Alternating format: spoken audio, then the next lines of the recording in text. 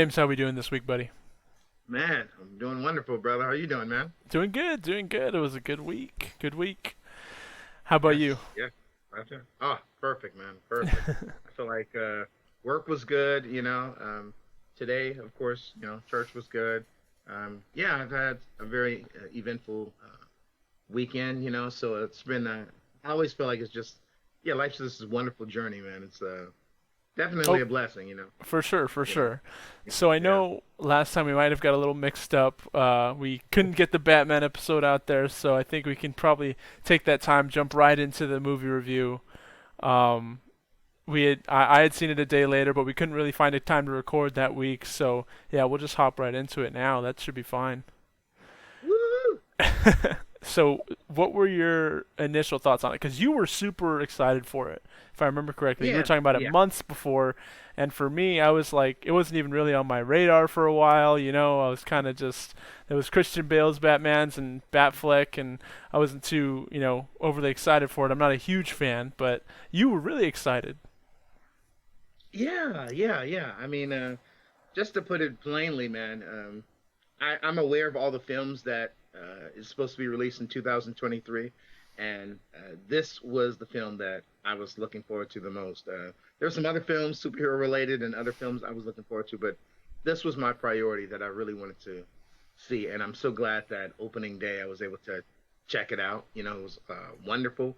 Uh, yeah, yeah, man. I have so many thoughts about it, but yeah, I'm just going to start off by saying that I'm incredibly pleased with the film. I think Okay. Matt Reeves really, really impressed me with the direction he went with Batman.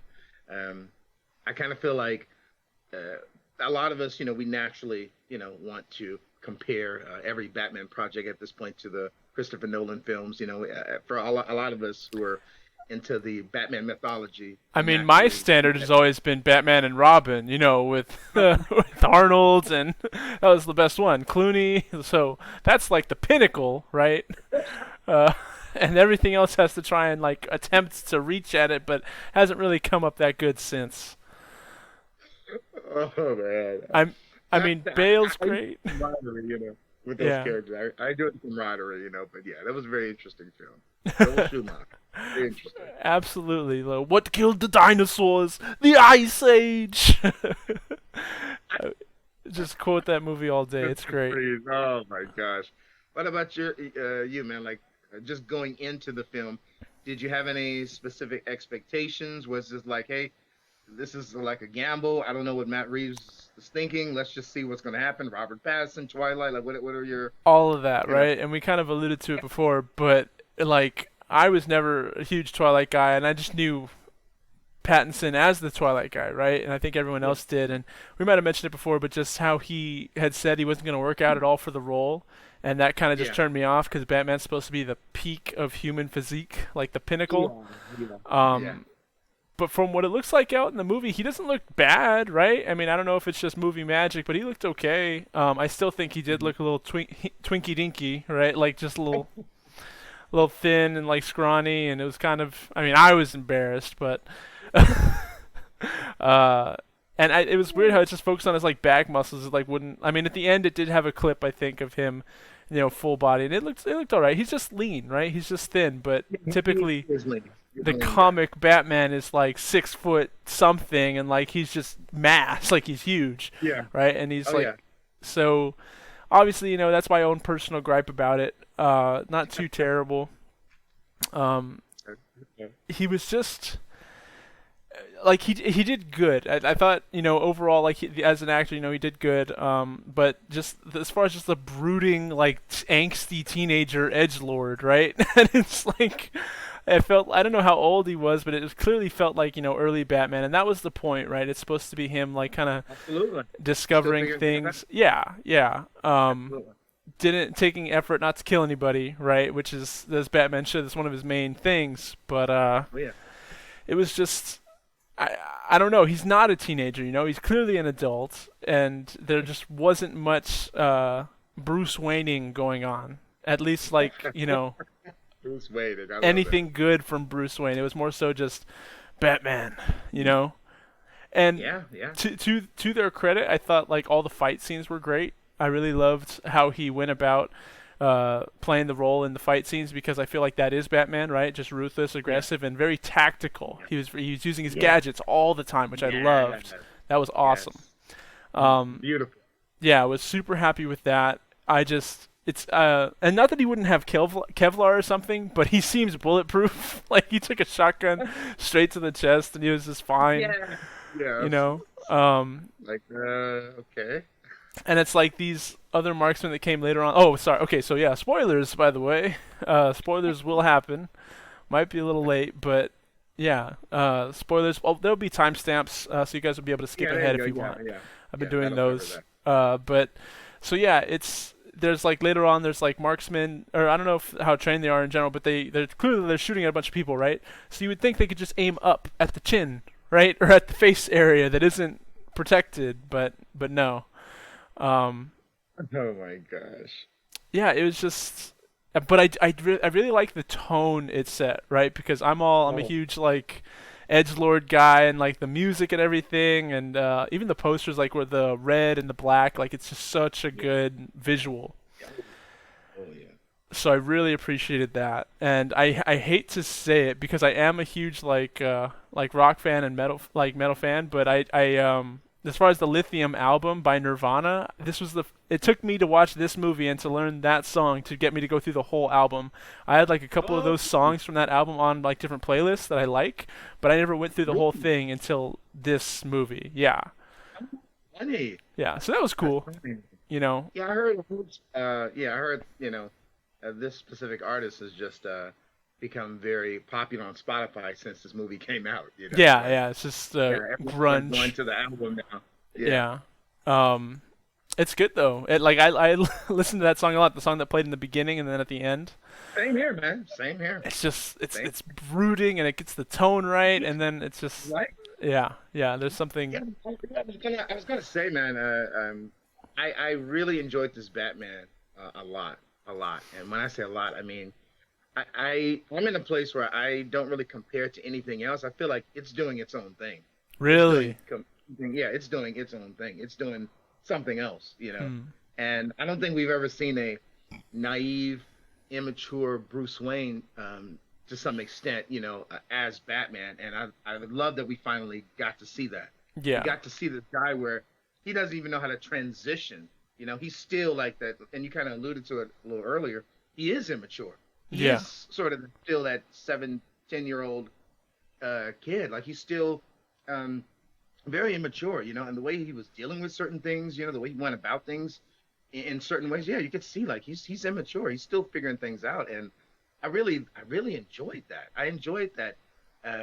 We didn't see him take off the mask, and he's like, "Hey, I'm Bruce Wayne," and going out in public with the girls, and I loved how he almost seemed like he was still the same person in and out of costume. I Yeah. enjoyed that. I enjoyed that there was no transition for him.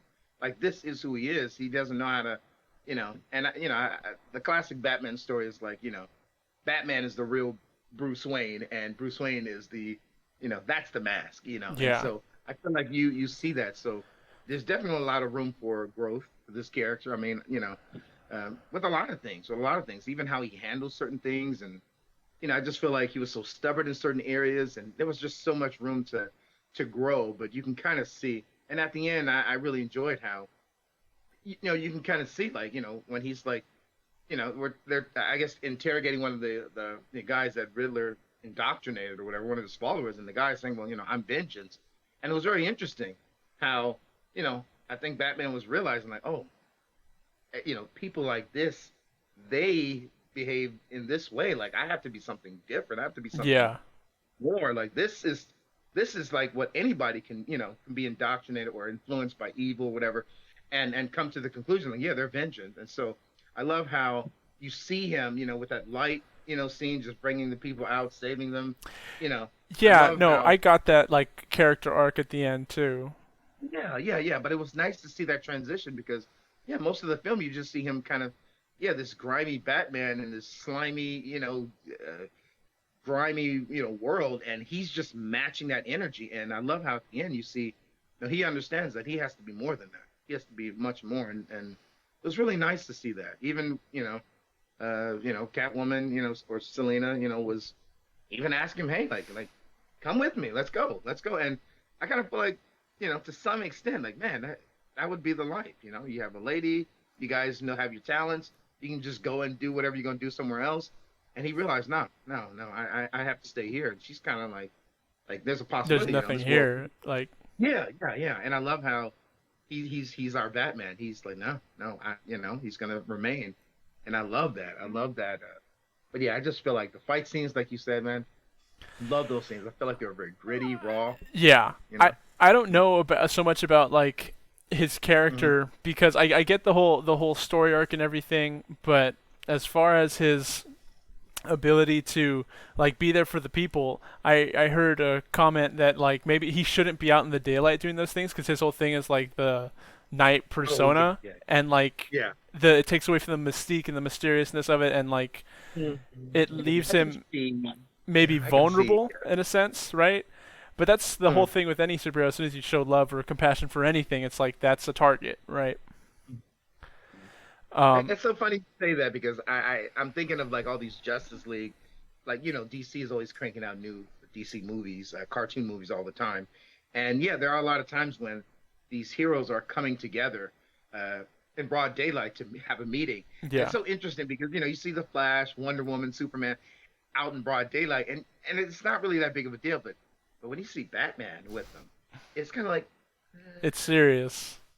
Yeah, yeah, yeah. But it's also, I kind of agree. Even with the cartoon movies, it's kind of like, you're in broad daylight, Batman, Yeah, yeah. and you're It's you're just the man under there. yeah, Like, yeah. So I would agree. It felt a little kind of like, what if somebody's like, hey, who are you, Batman under there? It's like, yeah, I don't know. Yeah. So I would agree. It does kind of take and away a little, and what I when you mentioned about vengeance, when he said "I am vengeance" at the end, the Riddler guy, I didn't take that as like. I mean, maybe I took it wrong, but I didn't take it as like he's vengeance for his own problems for his own city. That's his own message. I thought he was directly impersonating Batman and making fun of him, like Oh, really? Okay. I because didn't they know about that. who he is. They know he's saying these things. So in a jest, he's like, "I am vengeance," right? Oh, okay, okay. I never considered that interpretation, that idea. Yeah, okay. That would actually make sense. Yeah. I Yeah, mean, because just he's been pretty open about, yeah, being vengeance. So yeah, right. that And wouldn't. he's always saying Yeah. it. Oh, Um, yeah, that makes sense. and then also what I did really love was when he was. It was like opening scene of the movie. One of the opening scenes. He's going to the scene of the murder as Batman, right? And he just sees the kid there, right? Oh, yeah, That scene was good. yeah. He's just like frozen Because almost for he's like, like, oh and it man, takes like like a another. solid like 30 seconds or so of it, just a shot of Yeah. him just like looking at the kid, and it's Oh you can yeah. just tell all the Yeah. emotional turmoil, and it's like it's just another kid, like he's just like me, another orphan. Yeah. Yeah. That was a rough situation. I always thought it was fascinating when he was going back to the cave to review what it is he shot. Yeah, And yeah, even with that scene, just looking at the boy looking back at him, yeah, it's like, oh man, like the cycle continues. It's like it's crazy. Yeah, that was really like sad. That yeah, was really sad. And yeah, and that was really wild. and then I mean I liked the idea of the contact recording everything, right? And he was like, sometimes I have to watch it again to remember. And, and I'm like, my guy, he's so like just depressed and like he's so over it that he has to like rewatch it, and he put it on a little Oh, machine to upload. And then, but then later in the film, he gives it to Catwoman, and she keeps it. I don't know when he ever gets it back or if anything, but he's still communicating to her through it. It was I don't know. I was confused. I just chopped it up yeah, to Batman nonsense. yeah, yeah. It was very interesting. I guess they were having a disagreement, and she took it out. Yeah, But she didn't want him to. But yeah, later on, she wanted to contact him again, so she kind of, I don't know. She assumed he had access to it still, so she tried to later on try to like use it to contact them, and yeah, even had a sign or something like "Where are you?" or something like that. yeah. Yeah, it's really interesting. Yeah, one thing that really stood out to me that I have to say I sort of enjoyed is Batman's relationship with the police Uh, initially. Like Even you with can the just see, commissioner, with I Gordon. mean, it was just so interesting to see how literally Gordon was the only one that Yeah, supported him, yeah, and I just love how in the crime scene, how the police just looked at Batman like they despised him. Like, what are you doing here, you costume freak? Oh Like, yeah, he just no. gets nuts. And I It's love the like, you really gonna let comments. him through, Chief? And Yeah, it's like, yeah, yeah, yeah, yeah. But I absolutely loved that whole dynamic, and even in the police station. Whoa! I'm just like, man, Batman's surrounded by officers, and I'm just like, man, after the bomb went off and they brought him over there, I was just like, this is insane. Like he is not on their good side. Like, yeah, and it was just so interesting to see how they all really just despised him. And it wasn't until you can see later on that that relationship sort of changed, but yeah, it was so interesting to see like the raw early stages of the Batman and even like the Arkham games. I think they made, the first one, the second one, and then they made an Origins, which at that time, yeah, Batman's relationship, even on that game with the police, was not good. Like at that point, people were still wondering, was he still a myth or not? Some people weren't sure. But I loved how, it was so like raw, like it's literally the beginning. And if I do recall correctly, this storyline does not take place in Earth One. It would be Earth Two. Earth 2, I heard, Not yeah. Yeah, yeah, yeah. So I was expecting some changes or differences, and so I think the most obvious was the relationship with his parents and things like that. That the whole dynamic of his mother being mentally ill, and then the Yeah, they father were being saying a lot of stuff like that kind of was yeah, different, you yeah, know? yeah, yeah, yeah. What's really interesting is I'm curious how far they're gonna go with the stories with because like in the comic books like eventually this Batman would die, and then his son would actually take up the mantle and named after his father. And then the Superman in that world is actually black. He's Val-Zod. So I'm wondering how far they're going to go with this world. I'm just very curious because already the dynamic is just so different than what we're accustomed to. Like at this Yeah. point, yeah, yeah, we literally can't say we know what's going to happen when it comes to every villain or every character. This is Earth Two. This is like completely different.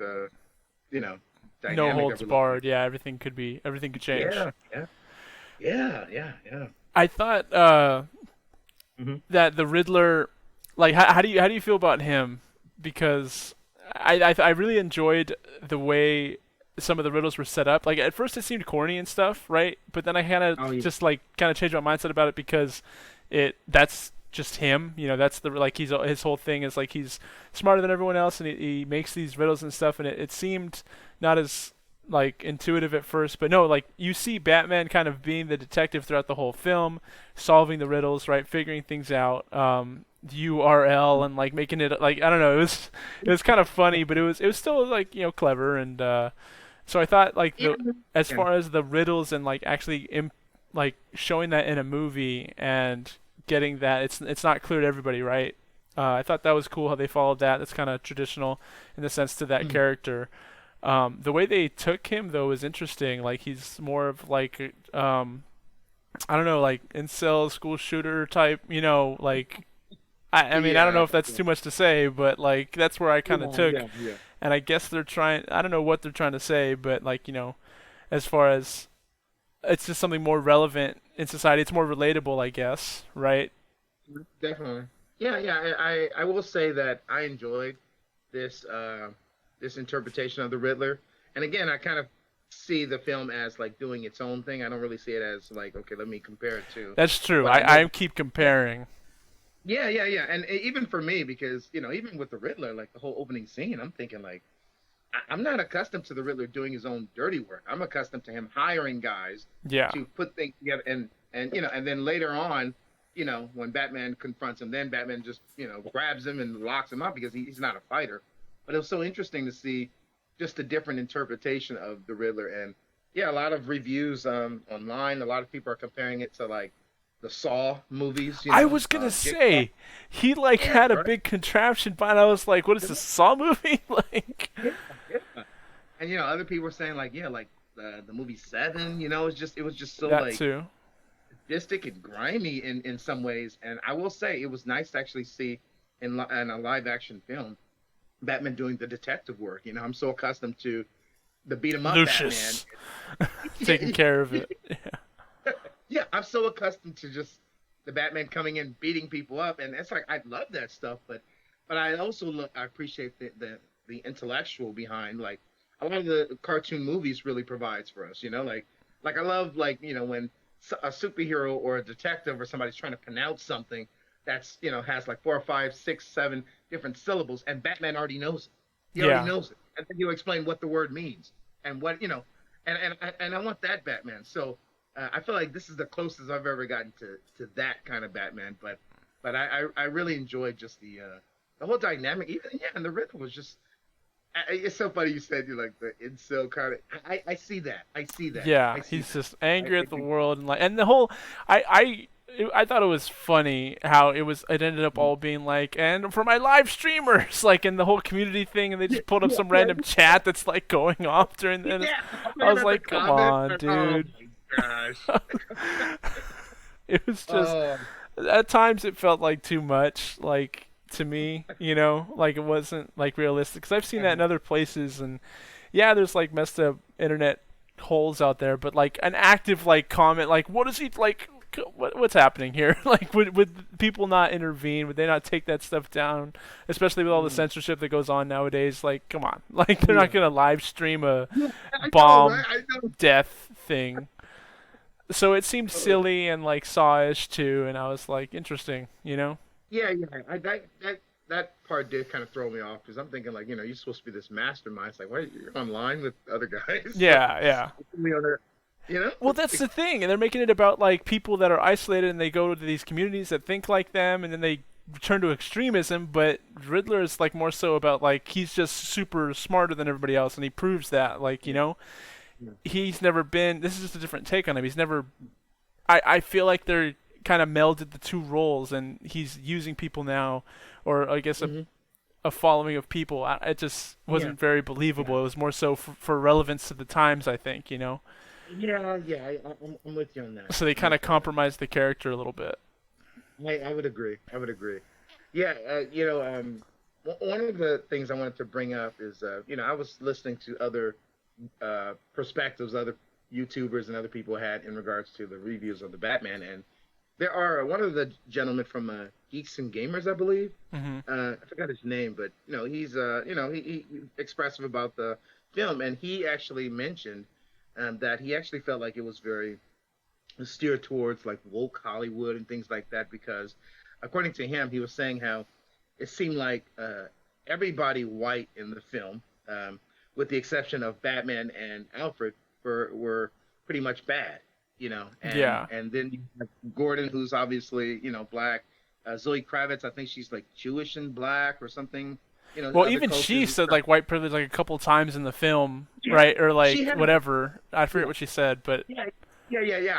I know exactly what you're talking about, but even with some of her interviews as an actress, she's mentioned how, being somebody of color in Hollywood, and she wasn't allowed to be in certain films because she wasn't she had an urban look and stuff like that, and so yeah, that was just something that I heard, and I don't know, I was trying to figure out like that I didn't think about that at the yeah. time, the mayor or I think the female, who's also black. What was she trying to be mayor at the Uh end? Who are oh, in I don't danger? even some politician lady, Politician. right? Okay, No, okay.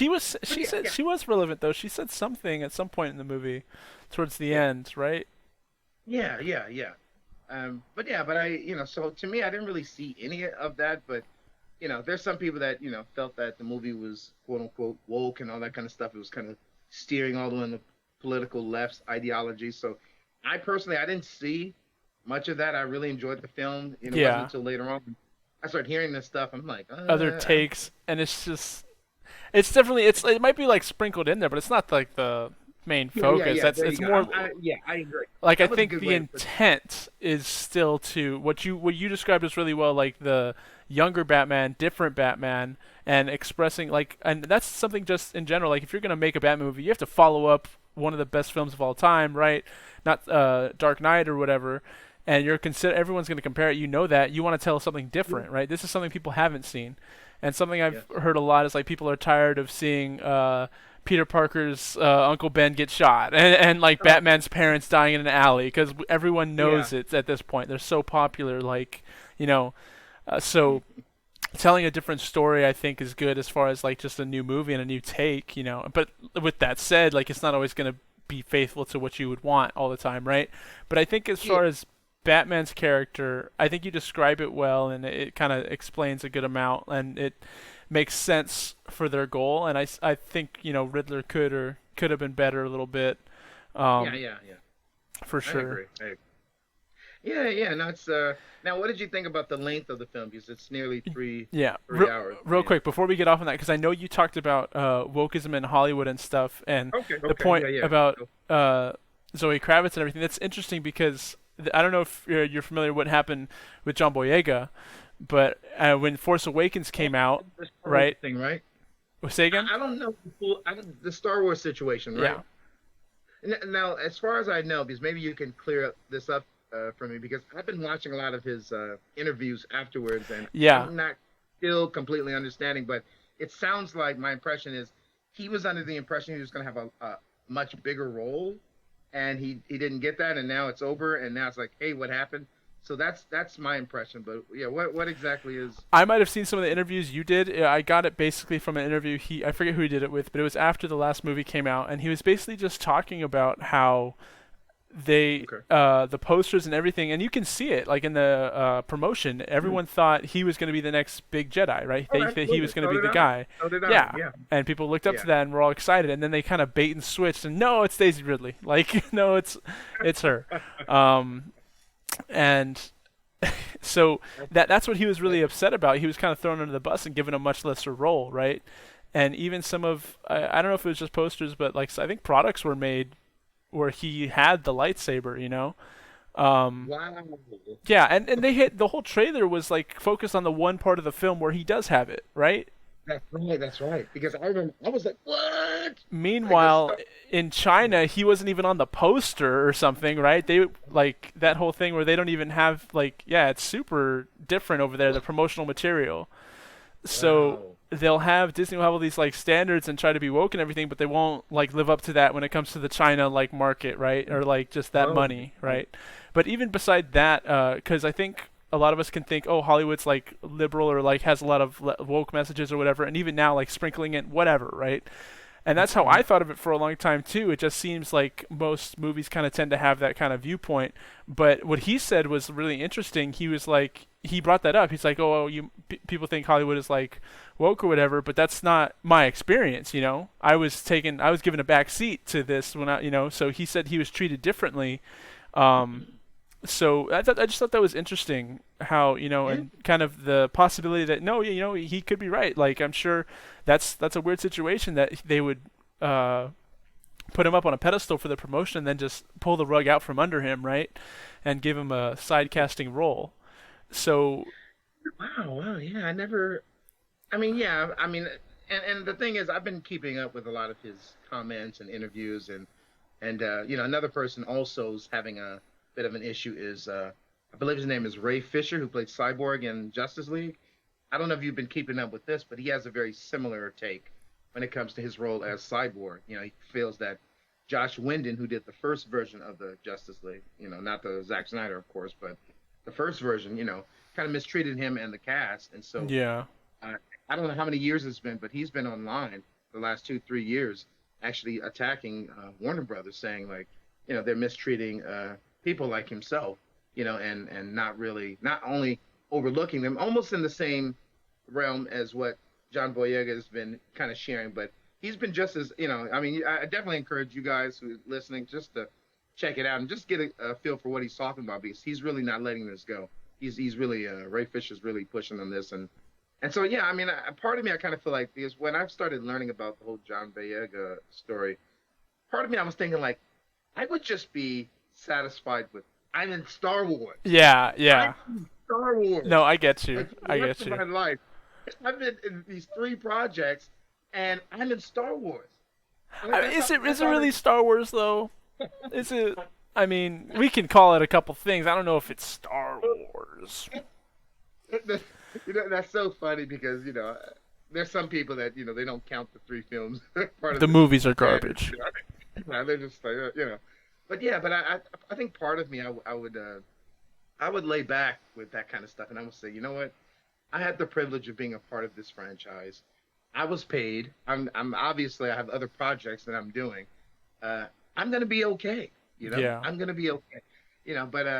But yeah, I think to some extent, I would have thought that.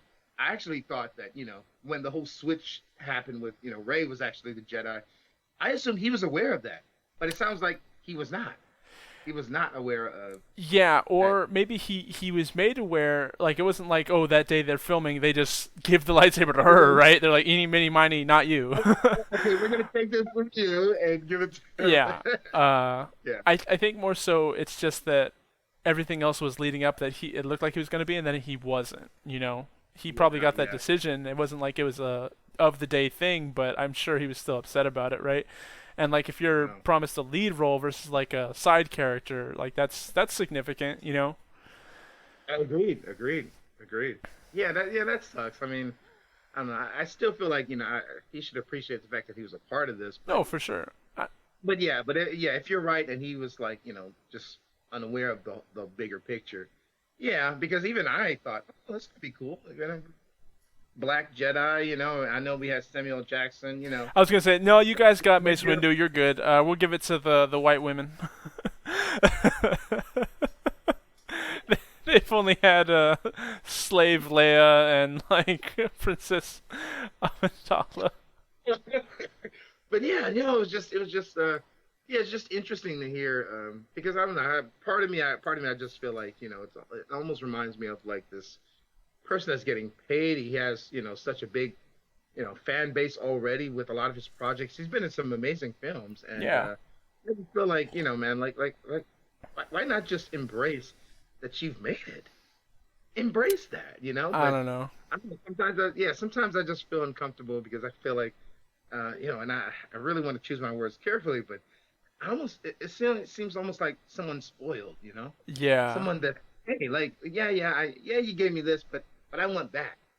Uh Yeah, huh. you gave me this. Yeah, but I want that now. I want the next thing. I don't know. I don't think It's, it's so much from a selfish perspective. I think he even says in that interview something like, "It's not about him." I'd have to watch it again. I don't want to misrepresent it, but okay, it, okay, the okay. point I do feel like it didn't come from a place of like selfishness of like I should have gotten that role. More so just that pointing out the problem. But yeah, anyway, you guys can go look up that. I'm sure just John Boyega Star Wars interview like after the last one. I'm sure it'll come up Okay, where he talks about his John viewpoints. Boyega, John Boyega, let me just, hey, I'm a black American man, okay, and I'm gonna talk to you, brother. Hey, man, just enjoy the fact that you were a part of Star Wars, man. Your roles in these three films are gonna be in human existence for the rest of our lives, It's okay? true. Hey, you got royalties, you're good, brother. You're good. All I'm right? never gonna recommend anyone see those movies, but yeah. um, no, it's good. But anyway, Batman. So, Yeah. Batman. um, I thought, as far as like Commissioner Gordon and everyone else, it was just I felt it was like in disingenuine. I felt Zoe Kravitz was like the only one that would actually talk like a human being, and Alfred. Oh, Everyone funny. else seemed like they were doing some type The of voice weird and the voice. voice or trying to like like oh, and not so much Gordon because I know that actor. He's from like I've seen him in James Bond, right? That actor kind of Okay. talks like that in general, but Yeah, he yeah. was He's a definitely good voice. playing it up. And I'm sorry I don't know his name, but he was definitely playing it up. And then all the other like the two other police guys, I don't know what they were, but there was an older, fatter white guy and then a other white guy that was like later on, and they just had different voice. It was just weird. Like no one just talked normal the whole film. Everyone was brooding and trying to talk deep and justice. Uh, am I alone in that? Did you feel the same thing? I will say that his name is Jeffrey Wright, Okay. who's Gordon, and I will say like his voice was actually used in a lot of the trailers for the Batman for the last like I don't know 3 4 years, and let me I have to say like the fact that the pandemic extended the length of how long it took for them to even get to this film. Like I just thought it was so interesting how so many changes and so many things took place. Just it was like 5 years, man, five Yeah. years. Like yeah, so it was a while, but yeah, I will say yeah.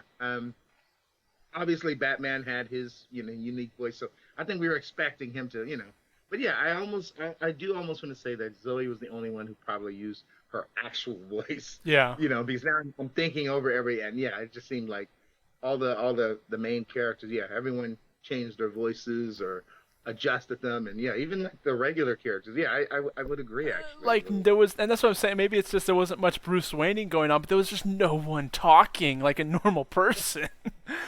um, and then apart from that, I think it was Falcone, right? It had Penguin and Falcone, right? Yeah, yeah, So yeah. Falcone, I don't know if you know that actor, if you've seen him in other movies. Yeah, actually, I was gonna say I'm so accustomed to him doing like silly characters. Yeah, So it was really yeah. odd for me to see the last things I seen him in was Transformers, and he just always Transformers, and he was a really yeah, great, funny character. And then I don't yeah, know if yeah. you've seen The Big Lebowski, but Oh, who he it's been a plays, while since I've seen him. Yeah, he it's been a plays while. like Hispanic bowler who's very his like wears a pink tracksuit or a purple tracksuit, and it's Yeah, he's just a character. It's funny as heck, but it's very hard to see him in this role, I'm and gonna have to watch that movie because again, yeah. because everyone's always making references to that. But even him doing a voice and stuff, it's just not. There's a disconnect. I'm like, I don't know.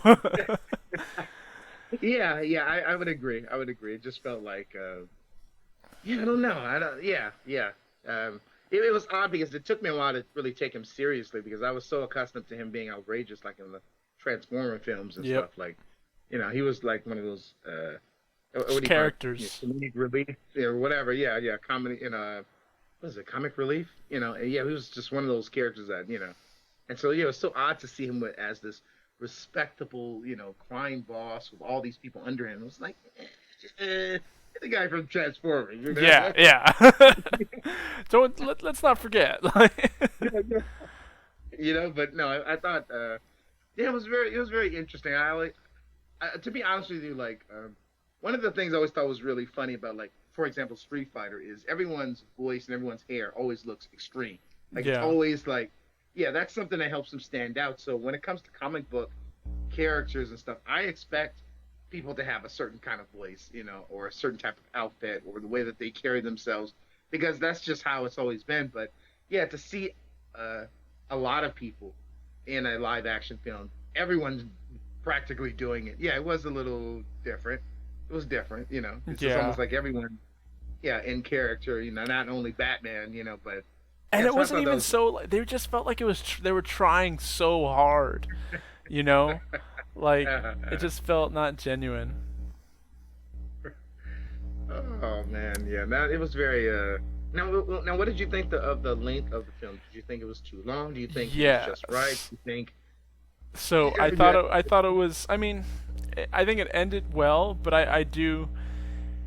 And I did want to watch it again because afterwards, like going home thinking about it and then listening to the soundtrack a lot and looking at the poster and like getting the tone, I'm like, I just want to feel that tone again, right? So I felt myself wanting to go back and watch it. That's how I feel. So that could just be like the setting and everything, but as far as the length of the film, it was late when we watched it and I was already tired and I'd woken up early, and so I was kind Oh, of drifting a little bit.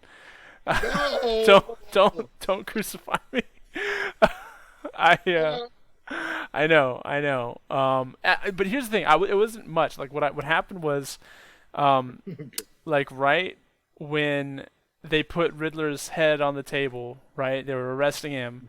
I think it must have just gotten really quiet in the film for a little bit because It was. I dozed off until they started yelling at each other and he's like banging on the thing and Riddler's like going crazy. Um, Oh wow. Okay, you so know, yeah, yeah. so I missed like a second or two, but Okay. It wasn't, yeah. I'm it trying to think. Was it? it was pretty long. I don't think it like I came in knowing it was going to be long though, so it wasn't as bad, you know. Okay, okay. That always helps actually for me as well. It's funny because in the old days, I'm going to say and that's just like I don't know 5, 6, 7 years ago, or maybe prior to Marvel films. I used to always know that average films an hour and 30 minutes, with trailers and maybe 30 minutes. So I'm looking at about 2 hours, um, and that's for everything. But yeah, with a lot of the Marvel DC films, like they're going past 2 hours on average. yeah. So it's almost like, and then you have the trailers attached to that. So Yeah. yeah, you almost have to block out a good amount of time, and make sure you don't have anything important to do afterwards, by a certain time almost. And you can't, because it's a while. So it does help to go in saying, hey, it's X amount of time. Like, I'm gonna need 3+ hours to before this is all done. And yeah, I will say that I enjoyed the film in regards to its length. I feel like it was able to tell a full story. Um, and I kind of see it as, I'm one of those guys where as soon as it comes out, like I'm going to be purchasing it, and then I have like You do have like DVD, a Blu-ray. DVD collection, like a library, Yeah, one might describe yeah, it as. absolutely, yeah. And then on top of that, what happens is, usually we can download it as well. When you buy it, the DVD, Blu-ray, you can actually download it. So if you have, Apple TV and all this other stuff, or any other kind of, you can actually download it so you can have it digitally as well. So I'm one of those guys where I'm going to have it, So I see this first 3 months as an opportunity to kind of, if I want to really, really revisit that whole, what you were talking about earlier, that I don't know, that atmosphere of the movie. I know right now is the time to do that because there won't be any need for that, after I have the film and when it's Yeah. all over the streaming services, HBO Max and everything. So, but yeah, I mean, I wasn't bothered by the length. I just I thought, yeah, I did feel that it did crescendo and it ended really well, and then there was like a whole another 10 minutes or something, at the end with like oh, Catwoman. oh yeah, yeah. Oh yeah, yeah, yeah, yeah. Yeah. So I was like oh okay we're still going. Oh yeah. Well, hey, um yeah, I'm trying to think what else. so what did you think of the first scene of Batman coming in, confronting the thugs, and he's coming out of they're Yeah, beating up some guy, what I did, what thought did it you was think of that? Did you good. It think that was was like great? that. Yeah, I thought it was great, and that's like, oh, that's Batman. He's like in the shadows, and his whole monologue about like they think I'm in the shadows everywhere, right? Yeah, I love So that. that was good. I He's just love that. yeah. So they know I him, and love that. the beacon's already up, right? And what did he say? He's like, it's not a sign for help. It's not a sign that I'm coming. It's a sign. It's a warning, right? Yeah, He's like, it's not a yeah, call for help. It's a warning. So yeah. that was cool. Yeah. I really enjoyed that. Yeah. I love how, one of the guys, he was, spray painting, and I think something startled him and he dropped, his Yeah. spray can, rolled into the darkness, and he's like staring at, and then like the camera's like, you know, like, like he's thinking like, man, Batman could, Is and he I thought there? that was well done. That was well done. That's what I want to see is that fear. That's what I feel like comic books have always, and the movies, cartoon movies has always done a really good job with is portraying like Batman's like some people are not even convinced if he's a man, like he's maybe more. He's a monster, he's a phantom, and I love that. I love but I love that opening scene of him just they're beating up this guy and they're trying to encourage this young guy, I guess a new recruit or I don't know what it is in this gang, to beat this guy up or do Oh whatever. yeah, And yeah. I love how the this Batman theme song was just thundering and was getting louder and the That drums yeah, that too. and they were walking and walking and they're like, what is that? And I just love how he just came out of this darkness, and I just thought, wow, this is like, okay, Yeah. okay, all right, I dig this, I dig this, No, it and I was feel like, good. It did the music, the original like soundtrack. It did crescendo during the fight scenes and stuff. It melded really well with like him doing cool Batman stuff. yeah, yeah, There yeah, was like I a would agree. scene where like in the club when he first goes to the Oh ice yeah, yeah, whatever lounge, and then the two people have guns like trained on him, and they just pause and they take a second or something, and then Penguin walks out and is like, ah, it's okay, boy, or whatever, right? But it's like just pull the trigger. yeah, You know what you're doing. Like I think there's a couple uh, of times our dear yeah. Battinson could have bit the dust. Yeah, yeah, yeah. I thought that was very. I actually thought that was pretty like. To me, that was immature to handle things that way. I feel Yeah. like the more mature Batman, he knows how to go about that a lot better.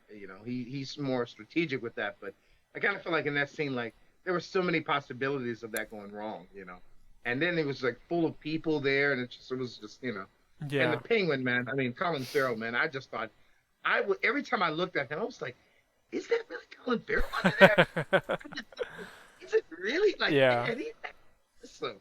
I can't even like recognize him. Like to me, that's when you know you did your job well. Because Yeah. I don't even know. I know that's supposed to be you and under there, but yeah, man, Colin Farrell, man, I thought he did a wonderful job. I'm looking forward to the Penguin spinoff on HBO Max Oh, for okay. sure. Yeah. I don't. Yeah, it was good. He was definitely like mobster. Didn't feel like the Penguin. It felt more like just Yeah, mafia, yeah, like mobster. But that's fine too, you know. yeah, yeah. Well, that's what I like. It's everyone's origin story. You see everyone kind of getting into, Selena's not exactly Catwoman, but you see like those foundational traits. Yeah. Same thing with the Penguin. So yeah, it's I just thought it was funny how they just left him there after they discovered the riddle. oh, I Like, know, you're just gonna leave me here. yeah. And that whole car Uh, scene was awesome, right? The one from the trailer, where the Batmobile, right? Oh, I actually, I mean, not only did I love that, but I love when he first, he was in the car, and Yeah. I think everyone's like trying to look for him, like where did Batman go, and and he's just car just he's just roaring, Uh. and then he's and everyone's looking, what is that? And it's just roaring around, and then you see like it's almost like he wants to take off, but he stopped himself, and it was like, hey, it's time for you to run, Yeah. you know. Oh, but oh man, that scene was oh man, that was so well done. Yeah, I was listening to Matt Reeves, the director, on one of these interviews on like Looper or what I don't know what interview he was on, but he was saying that he wanted it to be very gritty. He really wanted it to purposefully look like rough. Like he made sure that he didn't use the best cameras that he could, but he wanted it to, if they were going through water, he wanted the lens to have water splashed on. If the car was shaking or moving, like he wanted to show the camera like rattling, with the thumping and moving of the car and the engine, so Yeah. I thought that was just well done. But yeah, that was it's funny because I always think about the inconvenience of like what if Batman was chasing after somebody and there was actually traffic. Like that just kind of yeah, like, hey,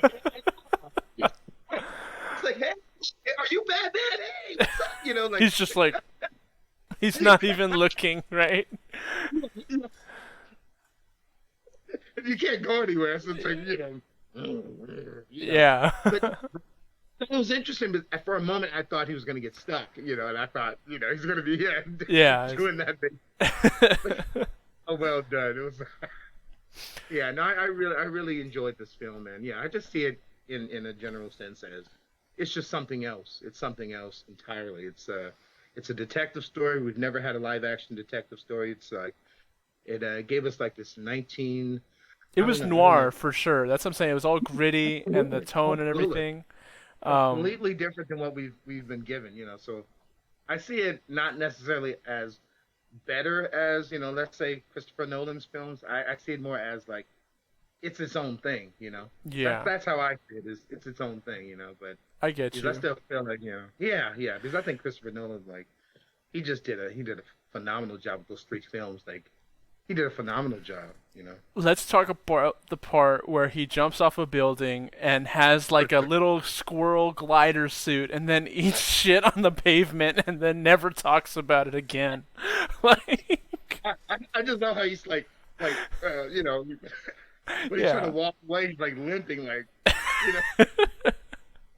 But I appreciate that. I appreciate like that early stage of, hey, I haven't thought this through yet. Like I I just haven't, made a thing and then we're gonna test it. Like, like right now yeah, we're gonna do it. This is the time.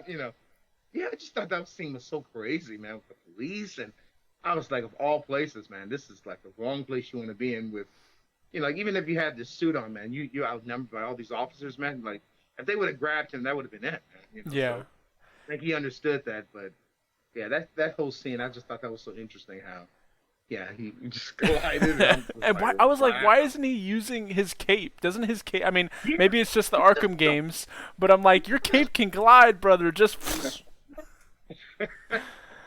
Yeah, I guess not yet. I Yeah. was just like, come on, man, what Part happened? part of me wishes like the I forget the voice actor's name, but the guy who always does Batman in the games and the TV shows, Vin Conroy, Vince Conroy, Kevin Conroy. Kevin Conroy. Oh yeah, Yeah, I just oh yeah. wish like somehow just have his voice over all of Battinson's lines. Yeah. Oh man, It that would would have sound been. so good, you know. Oh my And goodness. to his credit, he like I said, I was worried about his physique, but they made like I said before, they made the suit look fine. He looked great when he was in the suit. It looked like Batman, and it was good, and he looks Yeah. awesome. But it's just that scene when he takes off the suit and he's just in a shirt and he's just scrawny little arms, and I'm like, dude, this man can do a total of 5 push-ups. Like, You know what? I heard that because I've had a few friends of mine really kind of lose interest in the film a little bit because Robert Pattinson made some type of comment of not being interested in working out, and but later I found out in an interview that he was joking with people that that's he what I he was figured. Yeah, because he yeah, he's did look joking, yeah, like okay, he's not gonna look yeah, like that without definitely, definitely, something, right? But yeah, his just yeah, natural physique, it is what it is, right? He's paid to be the actor, not like this, superhero exactly. But yeah. Well, yeah, and that's one of the reasons why a lot of us, really was looking forward to like Ben Affleck moving forward with being the whole, Batfleck, because a lot of us believe like out of all the Batman actors up to date, like he actually physically fit the has role. that. Yeah, yeah, he has it, and I would have loved to have seen a live action film with just him and Deathstroke. That was the idea, of just going head to head, and it was supposed to be something more of a film where it was more focused on detective work and stuff like that. And I thought, man, that would have been so awesome just to see something like that, And I'm actually still hoping, since um, you know, I'm gonna say, we're talking about Earth 2 when it comes to the Bat universe with Patterson's Batman. So I'm hoping that Ben Affleck would later on kind of change his tune and he will, say, you know what, I reconsider and all that. There's a lot of us that, we just kind of feel like the whole Zack Snyder universe when it comes to the DC, man, like that's what we want. That's what we want. That's the only way I feel like Warner Brothers would even compare to Marvel to some extent, or at least not even not compare, but just to actually sustain itself, because it just seems like they're all over the place with their film directions, and they're Yeah. not working closely together like obviously Marvel's. Well, Every they've project just Marvel comes discovered out with. the like I guess you could- the what's his name? Darkseid's formula, the equation of death, like the omega whatever. Or no, it's omega beams, but he has Marvel figured out the equation for money, and they're just cookie cutter printing out movies for each superhero. So Absolutely. good Yeah, it's funny good for because them, but uh, no, it's funny because there's some actors that are, and it's so funny because it seems like Marvel's just like getting every actor, like it just seems like every time they come out with a new project, they're getting another actor, like a well-established that actor, they didn't a have part of their before. good, you know.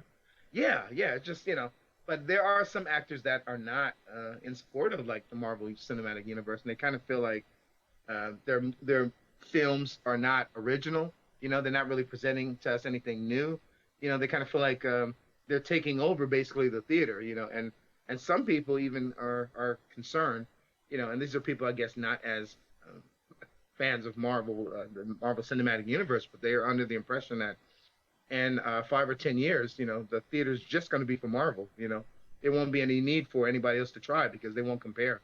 Because Marvel's just going to like dominate at such an extent where there won't be any need for anyone else. Like everyone's just going to care to go to the theater to see Marvel stuff, Yeah, because I think that's a bit Marvel's the king. extreme, and I heard like Scorsese's take about how they're just theme Oh yeah, parks, right? They're just yeah, roller coasters. They're not real movies, right? yeah. Um, That's rough, man. That's a rough, yeah, but I statement. don't. I think that's not. Obviously, I think for the summer blockbuster, sure. I think Okay. maybe, unfortunately, maybe gone are the days where like a movie like Jaws would be the most like money making movie of that summer, right? Mm. Hope we're surprised, and hope, cautiously optimistic we're not. But in that sense, I believe, yeah, maybe the top ticket item for a long time is going to be that they keep doing things right, and they keep crescendoing to these big stories and with characters people care about, like comic books and Mm. everything. And I think, yeah, they're going to be making the most money for a long time. I mean, who knows what Mm. Avatar 2 is going to do or whatever, right? It's just Yeah, these very big true. blockbuster films you can't really compete with that with other, but that's not to say there's not a need for other films. Like, I think that's Yeah. foolhardy, You can definitely make a film, and if it's good, it'll still make a good amount of money. Absolutely, people don't just want this anymore. It's what's popular, but it's not like the end all be all. It's not excluding other films. I'd say Yeah, yeah. maybe, obviously on different weekends, right? If you're on the same release weekend as like Endgame or something, is you're gonna have a bad Oh yeah. time. But there's other Oh yeah. industries that have to avoid this too, like the video game industry. People that have release on games that are in line with another bigger title, yeah, they'll get less numbers. So Yeah. this Yeah. kind of thing is everywhere, but I don't think they're. It's making it harder, but I don't think it's like eliminating competition. If you have a good product, it's still gonna be a good movie, I right? agree. I agree. I absolutely agree with you. I That yeah, yeah. No, I agree. If you have a great product, you should move forward and even just learn what audience appreciate, and implement those things, And yeah, I agree because as a movie person, I definitely enjoy my superhero films, Marvel, DC, like if there's anything related to that either of those universes, I'm gonna go see it. I am gonna see Shazam later this year. I'm gonna see, Black Adam.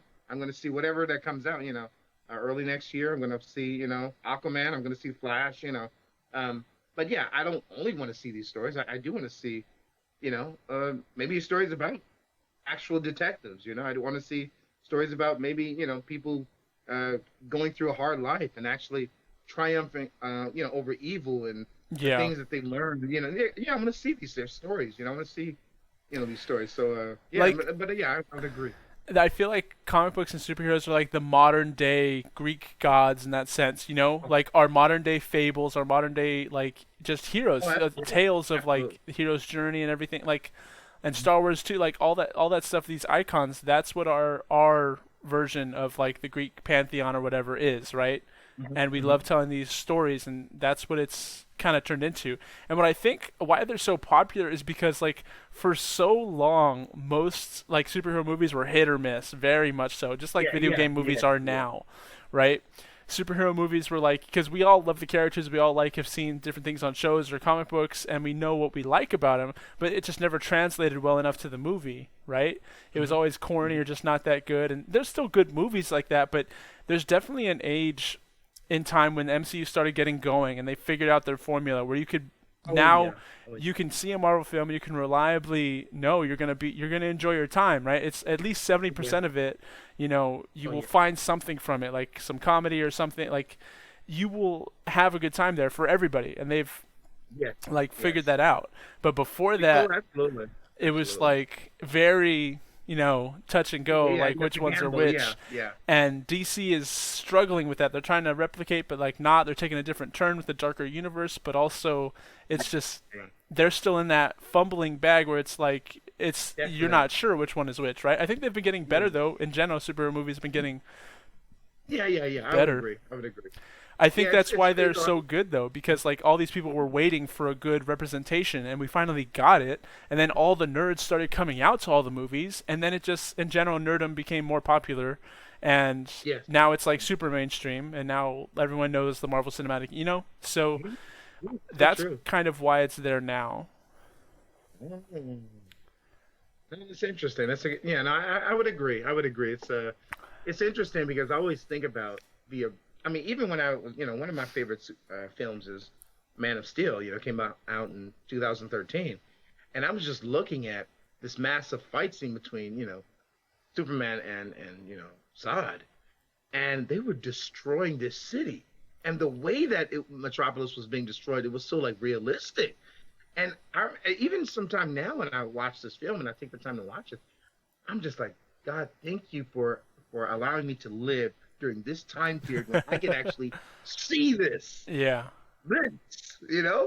Like this is like, like I don't know, like I don't know, 30, 40 years ago, like we could not even attempt to to give the impression that we're destroying a city, Yeah. but yeah, but now it's like we can actually make that happen. We can make the end of the world take place. We can make a comet actually destroy the Earth with the effects that we have now. It's like we can actually tell those stories, and yeah, it's just I just love the storytelling behind these the mythologies and things like that. And yeah, I would agree with you. I do believe that these superheroes that we're appreciating, they are our modern day Greek gods, and and yeah, I would agree. I would agree. And I enjoy just being captivated by these stories. And even like the Bruce Wayne story. Like to me, I'm very fascinated by you know, a lot of people when they go through a psychological trauma, they become worse people. And for Yeah. him, he's like, yeah, he did something completely different. And it's so funny how I look at like the classic Batman stories, and he's like smiling, and he's taking the bus with everybody, and you know, and he's friendly, The and he's Adam West, smiling. right? Yeah, yeah, yeah, yeah. And it's so interesting how over the last 70 years, he's turned into something else where he's like, you don't even know if he's like a man. Like he Yeah. could get out of a room without opening the door, and you don't. I saw a meme that was of I think Doctor Manhattan, and he's like on a planet, right? And there's three panels, and each one zooms closer and closer, and it's like it's 1980 something. I'm watching a grittier, darker Batman movie, and then it's like it's 2004. I'm watching a grittier, darker Batman movie, and then now it's like it's 2022, and I'm watching a grittier, darker Batman movie, and it's just like a cycle. Like he's gonna forever become the edge lord we all need. It does get like grimier. It does get more. Yeah. Yeah, that's so. Yeah, and it's funny because I watch Adam West sometimes. Him taking the bus with him and Robin in their suits, and he's talking to people at the bus stop, and then I'm looking at like the Pattinson Batman, and I'm like, man, we have gone a long way, man. This is like, this is like Yeah. serious, man. Yeah. This is serious, and one thing I will say is that although Warner Brothers, when it comes to their live actions, it could be, they are getting better and stuff, but yeah, their cartoon movies, man, they've been dominating for years with that. Oh Marvel yeah. does a really good job with the live action, but when it comes to the cartoon movies, I mean, a lot of them are not even appropriate for kids, in my opinion. The cartoon movies are like they're for adults, Yeah. and yeah, but the Warner Brothers, man, they've been DC, they've been dominating that for nearly over 10 years, man, with their cartoon movies. They're just No, they've the gotten really good animated telling universe those is stories. really, really good, Man, it's strong, man. Yeah. and that's what I'm saying. You were mentioning something earlier, like that's the Batman you're hoping for, or something, and I'm like, or we're talking about the DCU and the future, and I'm just waiting for my Green Lantern film, like Oh, well, that yeah, that's doesn't right. completely disrespect the name and get everyone to hate on him for the next 10 decades, right? Like, give me my Jon Stewart, right? Let's just reboot it. Let's just get Idris Elba as Jon Stewart, and for the love of God, please just make a good Green Lantern film. Like, Oh my just goodness. I think it's necessary. It's time. I was promised it with a roadmap back, and it should have been here by now in like 2022 or 2020, and it's not here.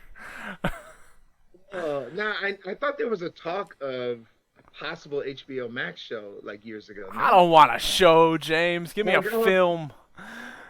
oh, you want the big leagues. You I, want the movie. yes, yes. I mean, we already got the Green Lantern animated show, and they canceled it and crushed my dreams. So I don't trust them anymore. Just give me a film.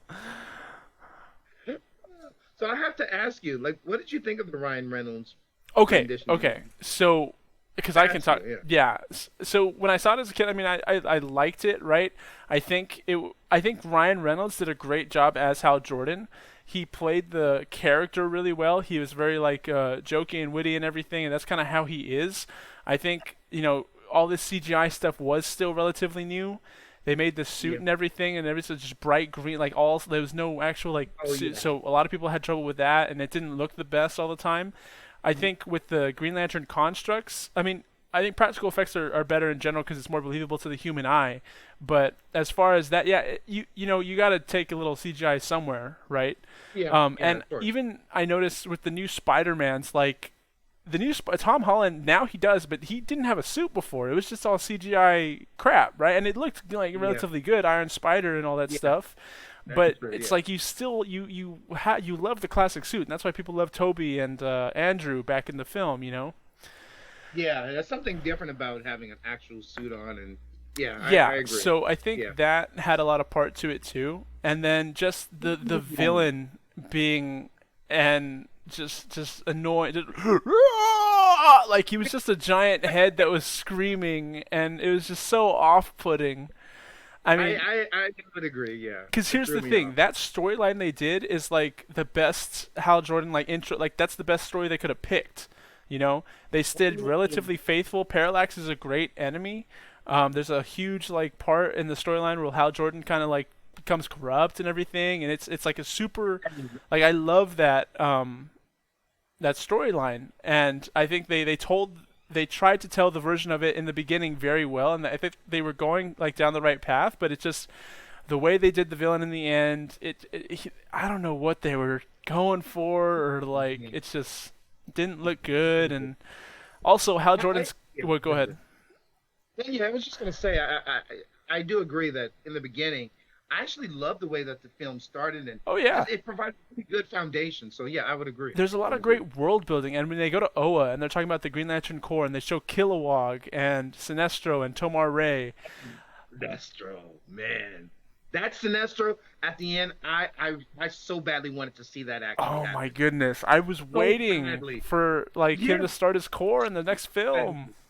Oh man, I said, man, I don't know the way it ended because I love how he was arguing with with the I don't know if it The was the Lantern Council of Corps. Guardians or something like that. It's been a Yeah, while, he was but arguing like we have to use a different approach. We have to use this other and I just love how at the end he tried it and he just I was like, oh, yeah. I have to see this follow up film and man, I have to say out of that film, I almost want to say Sinestro by himself was The best part. I just man, Yeah, I honestly, could agree with that. I I mean, mean, he was it, so convincing. the actor played the role super well, and then just his story arc, going from that to that, it was good. It was believable. Yeah, Like I said, I just really think they messed up Parallax. They didn't do him well, and they made it just yeah, hard to look at. And um, but I really loved that whole world building of Oa and Tomar Ray and Kilowog like training him and calling him a poozer and stuff, like staying true to the original comics and their characters, right?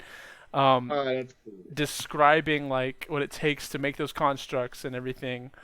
I just thought it was really good. I really enjoyed that, and Oh, man, that's it's a cool. shame That's kind of cool. how it went. And then now Ryan Reynolds is like fully like I don't know. He's just like everything that happened in Deadpool and everything, all the camp like it's just fully against the role. Not I don't know how he feels truly, but like he's just like it's in the past and he brings it up all the Yeah. time and he's like that was a mistake, right?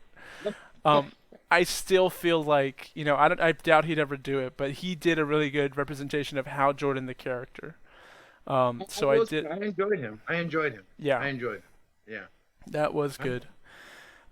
But like I said, I think now what they'd have to do, because actually, in all honesty, Jon Stewart was my first Green Lantern. I watched the Just JLA show, right, on the WB Channel 5 or whatever as a kid. I loved it, right? okay. Okay. Um, and that had Jon Stewart, right, with the other members of the Justice League, and Jon Stewart is great. He's like ex former Marine, um, Yeah. and just kind of commanding in his tone and the way he like acts. Like it's just a really interesting character. Mhm. So I think, and I always like just envision Idris Elba as that role because I think he'd play that really well. But I don't think did he say he didn't want to do superhero films or something? Or I guess he was already in Suicide Squad too, so can't Okay. really. Yeah. Yeah. Yeah. You know what? Zack Snyder when he I believe when he redid Justice League and he did it the way that he intended, and it's like a 4 hour movie. I don't know if you know that. I have to see the Snyder Cut still. Oh yeah, yeah. That's yeah. You definitely have to check that out. But he actually introduced a originally John Stewart in the film, but I think he cut him out. So Huh, there's an actor. Yeah, yeah. really? He cut it. Yeah, but he would like to actually bring him in, and I forgot who the actor is, so I might actually try to look him up. But as of right now, if anybody was supposed to move forward as this actor, it would be this particular actor. I'm actually going to try to find him. Sure. Yeah, Let- take your time. yeah, yeah, yeah, I yeah, so yeah. But and we might have talked about this before, but my whole thing with Justice League was like I will not give this movie any credit or credence until I see a Green Lantern ring somewhere, right? You don't he doesn't like whatever you're going to do, like as long as Uh-huh. he there's something in there, I'll be okay with it. If not, rebuke the movie, like never even. So, well, I'll just say this, and I don't want to spoil the movie for you, but I Well, will I've say seen the that. movie, not the Snyderverse, and I saw they did like they were like, oh, there's no Kryptonians, there's no lanterns, now we can invade, right? And there was like a Okay. short 2 second clip of a green fist going up, right back in the old days when they were fighting Steppenwolf. Okay. Yeah, that's what I was gonna say. So Yeah. So that I saw that and I'm like, okay, I can watch the movie. I yeah, like yeah, they at yeah. least It, did the I mean, bare that's minimum, the and that's movie, but fine. yeah. It's a very serious movie, but it goes into it's very thorough. It is 4 hours, so it's no joke. You have to really definitely. I wouldn't recommend all the way through. I mean, if you up for it, but I had to kind of divide it into sit down, do 2 hours, and then I did another 2 hours. Yeah. It is on HBO Max, I believe, but yeah, in regards to superhero films, it's one of the I don't know. I think it's one of the I know on HBO Max it's one of the most watched projects on HBO Max. And it's so well done, man. It's so well done. It was done correctly, the way that a film should be made, and I could see why there are a lot of people, and I feel like I'm jumping on this bandwagon, like restore the Snyderverse. Like this is a movement that is kind of building some momentum, and we do want our Ben Affleck, and we do want everyone to kind of move forward with this DC Earth One universe because, and then it's Zack Snyder, like I don't know the way he does his cinematography, man. He's just a genius. Like Yeah. E300, and I don't know when it came out, but it's still like a cinematic perfection in everything that it's just Snyder just has this vision, man, where it's just I don't know. It's unmatched, man. It's unmatched. And even the way his films start, there's always like, even Batman versus Superman, Batman's story of losing his parents. Like I felt like I've watched this so many times, but that's the version where I can keep watching. It's like it's so well done. It's so like there's this brokenness. It's so like artistic. It's What was the version in this Batman? I forget. They changed it, didn't they? It wasn't him going to a movie. yeah, it was different. It was different. It was different. I'm trying to remember how. Yeah, It where was like were a they? hit piece. They were trying to tear down Martha or something, right? What I do know is that in Earth Two, Batman lost his parents by some type of mob dealings or something like that. It was some gang crime. Yeah. He purposely went after Thomas Wayne. Yeah, but I'm not sure like where was it. But yeah, but that was the idea. That's like I mean we're getting kind of all over the place with DCU, which we can talk all day about superheroes. Like, But back to the Batman movie, I remember being upset with little boy Pattinson because after he found out he believed Falcone and he's like, my dad's not perfect. You lied to me.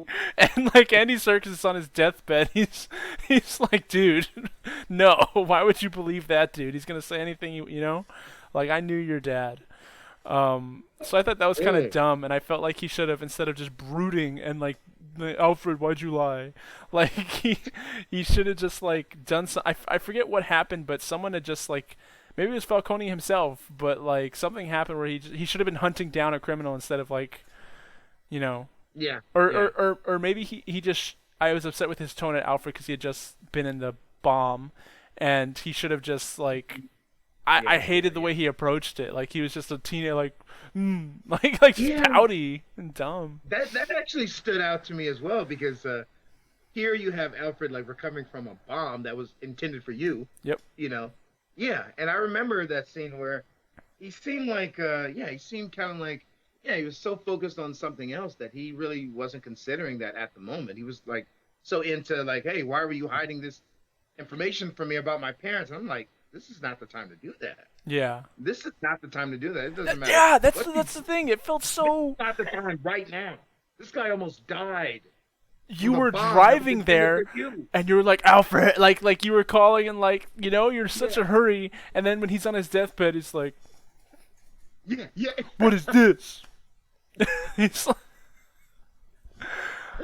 and I just felt so bad because Andy Serkis is like, he just needs some tough love. Like Bruce needs some, just slap him around a little bit. Tell him to get his Yeah, life together. Like you're ruining yeah, your family's reputation, and like he's just like it's just angsty teenager, And Yeah, yeah, yeah, I yeah, love that it's an arc and he has to learn and he is Batman and then he puts Bruce Wayne as a yeah, face. I get that. yeah, But it's yeah, just as an adult male, like grow up. Like it's the basics you should know, right, man? this guy The is acting like basics he's you should know. 16 years old, putting on eye makeup and going around like with his souped out car, right? I don't know. Uh, I just want to share with you that the actor that Zack Snyder actually hired as the Green Lantern is Wayne T. Carr. So Wayne I'm T. just saying Carr. it, Wayne T. Carr, Wayne T, and then his last name is Carr. Yeah, so Wayne T. Carr, and I'm just letting you know so maybe you can look him up, and who knows, maybe you might in the future have some follow up with that actually manifesting into something, but no, yeah, I thought it was very interesting, and I don't know. I think one of the things that I was disappointed with that scene, um, not the way it was done, but just Bruce's, his personality or the way he approached it was. I kind of feel like Batman's supposed to be this detective, and when somebody says something, you don't just believe it blindly. You do some research. Yeah. You do research. You find out. And for somebody who has access to research and all these different resources and things like that, for you to take Falcone's word at something and Yeah. just yeah, and then approach Alfred as if this is fact. It's like wait a minute, you know not to do that. You know not to do that. You don't do that. Yeah. And I just thought he just took it as fact. I'm like, it's almost like he became like a child immediately, right at that moment when he knows better not to do that. And I thought it was just so fascinating how that, that took place. It's just like, wow, what? Come on, you know to do research. Don't just Yeah. blindly. Can you remind me about the scene where after Riddler's caught and he's behind the glass screen and they're talking and then Batman's getting all pissed? Can you remind me what the whole monologue the Riddler was doing was about? I remember like laughing. I thought it was funny, and he just kept like getting a higher What did pitch like laugh, right? what Or did you do? yeah, yeah. So just kind of fill me in a little bit. What was that about, if you remember? Yeah, well, okay, so I do remember, and this is possibly what you possibly would have didn't see if you took a little short, nap or Papa It was Tim, this is Dad Powers, and you gotta honestly. but yeah, but I remember Batman went to the Riddler's place first, and he went to review things. I guess he went to see if he missed anything, and he was startled by an officer that was, I guess, staying there, going over and Batman was going over the crime scene, and the officer was like, "Hey, you're not supposed to be here." But I think he realized, like, okay, Batman's obviously doing something, so he left him alone. Yeah. But Batman was going over everything and realized he overlooked something, that the Riddler was actually setting up something. So that's I when he remember actually. seeing that. I remember because before they thought it was just him, and then he saw that there was like an audience, right? And Mm, that there mm, was other mm, people he was talking to, and he's talking mhm. about a community or something. Yeah, yeah. But if I remember correctly, and the reason why Batman went back was because he was talking to the Riddler, and the Riddler didn't necessarily tell him openly what he was planning on doing, but he kind of kept giving him hints, and he even kind of said, "Well, you mean to tell me, You haven't figured you this know, out? yeah, yeah, Yeah, I yeah, remember that part. yeah." So this is why Batman went back, but yeah, he was trying to give the impression that he, being the Riddler, he had a really bad childhood and all this stuff. He was an orphan. How he was suffering when he was cold, and he was hungry, and he was in an orphanage and they neglected him and the other children. So to him, he kind of feels like it's his right to fight against Gotham. Like all this corruption and things like that. This is his way of dealing with and solving the problem. And it just seems like he doesn't have faith in anybody, so he just thinks everyone needs to suffer. Yeah. And like any psycho, But yeah, it was just interesting because he never told Batman directly what he was going to do. Only kind of gave him a few I don't know, like just led him into different directions to give him enough information to figure out what's going on. And that's when Batman revisited, his place and found out what was actually going to happen. Yeah, and I remember his whole thing was like he thought Riddler knew his identity, right? Yeah, But it yeah, was just yeah, yeah, coincidence, and he found that yeah, out yeah. He later. didn't. Yeah, he didn't. Yeah, yeah, Um, yeah. It was really, yeah, really, yeah, really interesting. Like I said, man, I am wondering, when's a good time? Maybe I might check it out, check the film out again. I felt like there was just a lot to the film. there was. I think it definitely deserves like a second watch to be more thorough with things, and I'll obviously come less critical because I find now I'm just kind of the first time I see a movie I'm like analyzing stuff, right?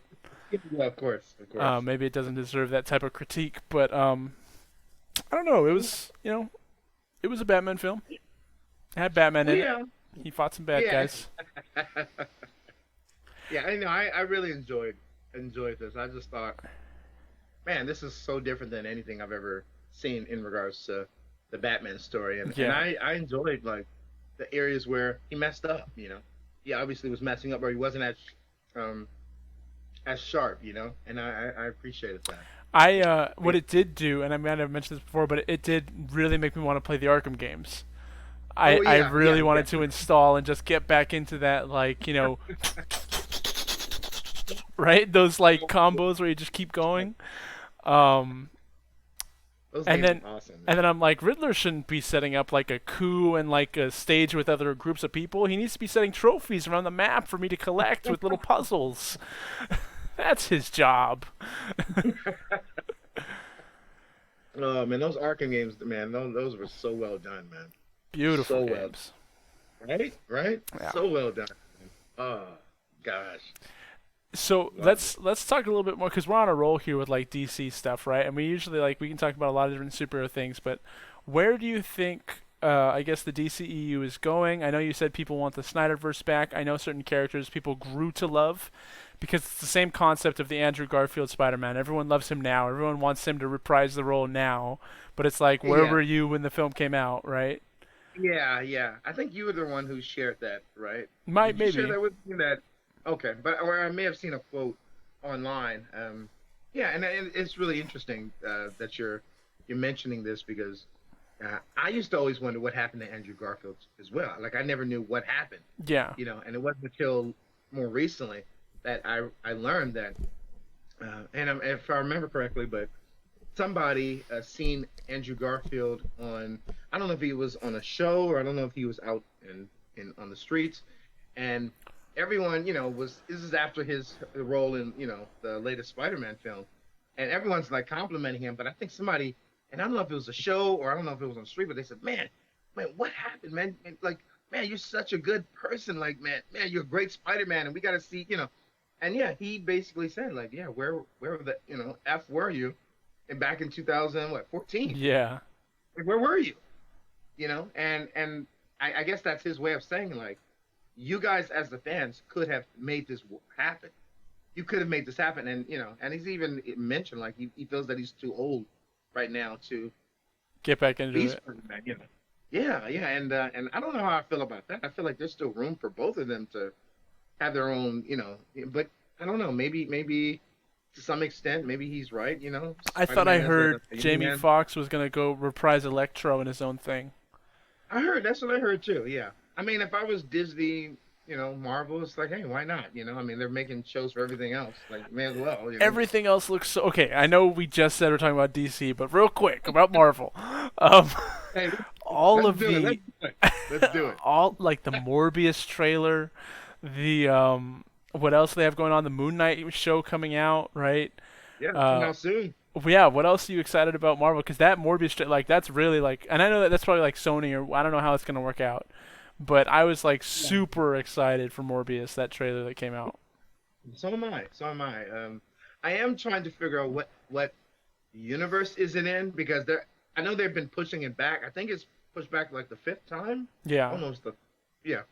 But I have a feeling that it has a lot to do with some of the other films that has coming out. So I think that's what's going on. But if anything, when it comes to Marvel's projects, I think I'm mostly looking forward to Doctor Strange, and That's it's true. not Multiverse of necessarily Madness. Yeah. yeah. So it's not necessarily Doctor Strange himself. Like I mean, I think. How do you say his name? Benjamin Cumberbatch. Yes. Cumberbatch. Yes. Cumberbuns. Yeah, I think he does a very good job as Doctor Strange. Oh, for sure. Honestly. Yeah. Yeah, yeah. But I love the concept of following up with the whole multiverse thing, and I mean already Patrick Stewart, Sir Patrick Stewart, Oh we my heard his voice. goodness. Here, yeah, Yeah, yeah. yeah, yeah. So I'm thinking, see how surprised we were with this overload of all these past characters from just the Spider-Man universe. I'm thinking Multiverse of Madness is just gonna this is just gonna give us. I'm hearing Tom Cruise is gonna be a variant of Iron Man. I'm hearing the guy who played Harry Potter might possibly be Wolverine. People are like actually, Bring back Nick Cage as Ghost Rider. Damn it. I will but not I mean rest. at this point, like we might get them all. We might get them all. Yeah. Like yeah. I mean, when they surprise us with Spider-Man, I realize okay, Marvel, Disney, like they have no limits. They now have, and they could be waiting to surprise us with what it is they want to show us. But I did know that in some of the previous Morbius trailers, I did see Michael Keaton's Vulture communicate with him like, hey, Well, like that's keep in what's weird. touch. It's a Sony project, but they brought Michael Keaton's Vulture, Correct. so. Correct. So already I'm thinking like, what is that about? And then there's some people that have shown on the trailers that in the background there's Tobey Maguire's Spider-Man, in some of the posters and stuff like that. So I don't know if they're throwing us off, intentionally, because I know Marvel, DC at this. I mean, well, DC as well, but I know Marvel, Disney, like they know there are people that their job is to just stay close to what it is that they're doing. If they're filming anything anywhere, to take screenshots, come up with theories, and make a puff piece or whatever, like that's some people's job. So they're always like trying to be careful and cautious with filming, and everything is a secret. So I wouldn't be surprised if they kind of like even the Spider-Man Far From Home trailer. I remember initially Spider-Man was leaping at like multiple enemies, and I was Yeah. thinking to myself, that doesn't make sense. Why would Spider-Man fight all these enemies? That's kind of reckless. And then you find out, oh, he was accompanied by two other Spider-Man. Yep. So I wouldn't be surprised if Multiverse of Madness goes all out and we get all these different Hulk versions, Edward Oh, Norton yeah. and then the previous guy. Like there's so many, the X-Men. I wouldn't be surprised if that happens. I would but we were talking about like blockbusters earlier, right? And how I think Marvel, because of the 10-year plan and then crescendoing everything to this last grandstanding movie, that's why it was so popular, right? And I get the sentiment with a lot of people that also kind of tired of the superhero movies a little bit, right? So they're like, Yeah. okay, Yeah. Marvel finished their thing. I can kind of stop watching, paying attention to this stuff. And I think a lot of people are going to fall off or have fallen off. They're not really paying attention, except for these ones that like can still bring in old things, like Spider-Man brought in Tobey Maguire and all this other stuff. And there's a Yeah. funny meme where Toby is looking at Tony Stark, and he's like, "Look at me! I am the first film in the MCU universe now." So, and then Multiverse of Madness has the potential to bring in all this other superhero Marvel properties. Oh yeah. Oh And yeah. I'm expecting it to go all out. yeah, so Oh, yeah. I'm wondering if once they kind of exhaust the resources of like nostalgia picks, if it will Ah. be as popular, Especially because they've said they're not going to do another 10-year thing. I'm sure they will at some point just because money, but Yeah. Yeah. they're setting threads right now, and some of them are interesting, and they've done a good job. I'll give them credit with the shows and stuff. If you're committed enough, and that's the thing where, like you said, it's like super popular. But I think the people that actually care about these characters, they will watch the shows that they care about. They will do the extra legwork to catch up to the timeline, because every movie reporter is like, I shouldn't have to watch 20 films to get Endgame 5 out of 10, right? Like, and it's like, how can you go into it and not like it's there's nothing like that's been done before. So it's like you So can't true. just like base it like that, right? You can't judge it like that. And no one's saying you have to watch all those films before, and that's why most of the movies they'll still be an entertaining movie regardless, Yeah. right? Yeah. Yeah. Yeah. And in case you jump in at any point, it'll still entertain you enough to watch others. That's So true. That's true. I think while there will be a good fall off, I don't know if they'll see the same I take that back, because Spider-Man did really good, and Multiverse of Madness I think will do good.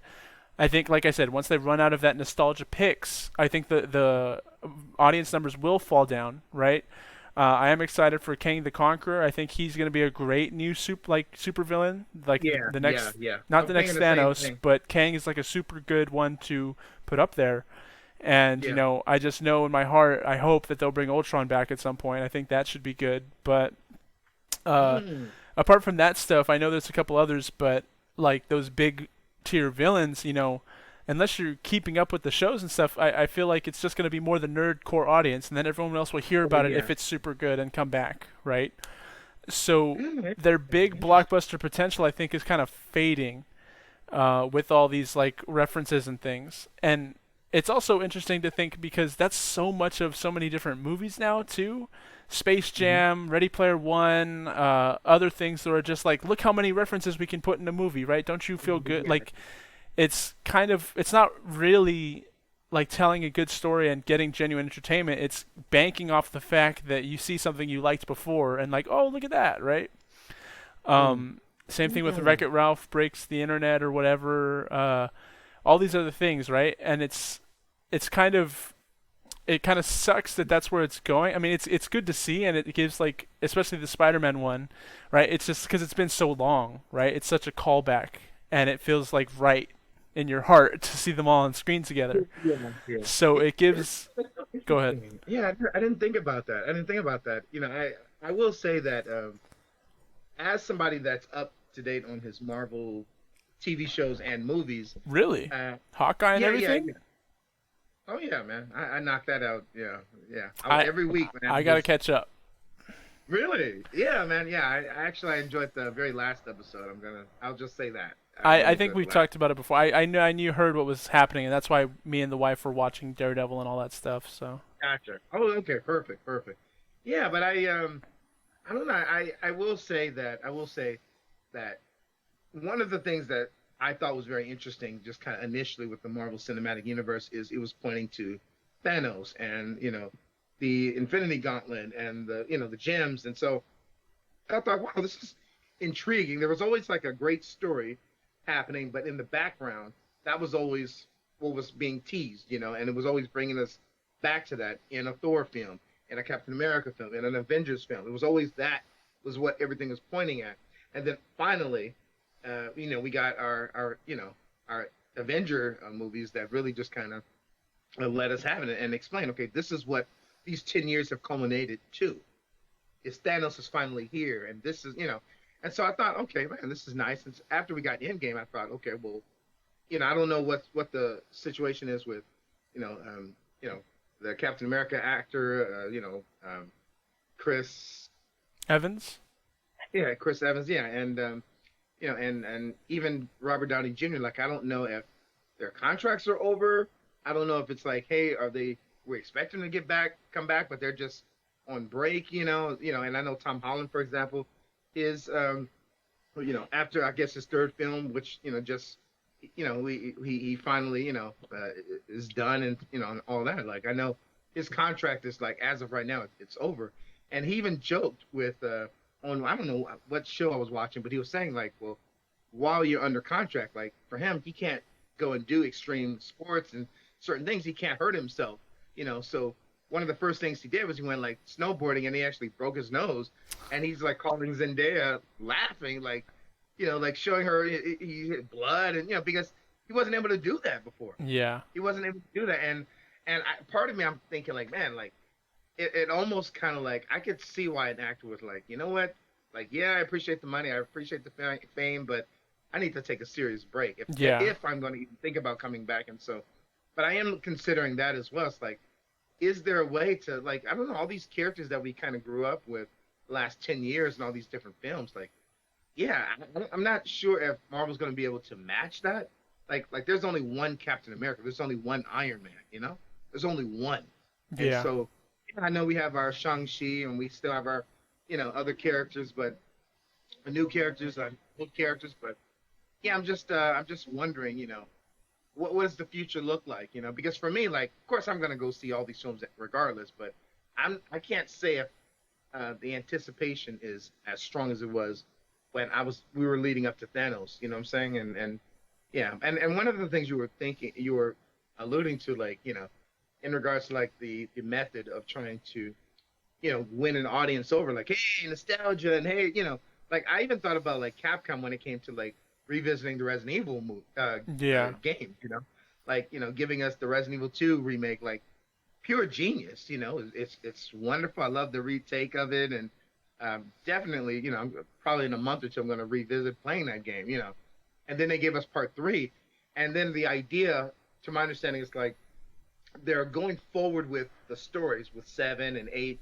but also they're revisiting stories as well. So I kept thinking to myself, like, well, what happens when I don't know, let's say you catch up to like when do you stop making remakes? When do you stop it? that's something I heard with them as far because like seven was the new one that kind of went back to the horror roots, right? It did, it And did, so it I did. know they do plan to do four because that's like one of everyone's favorite.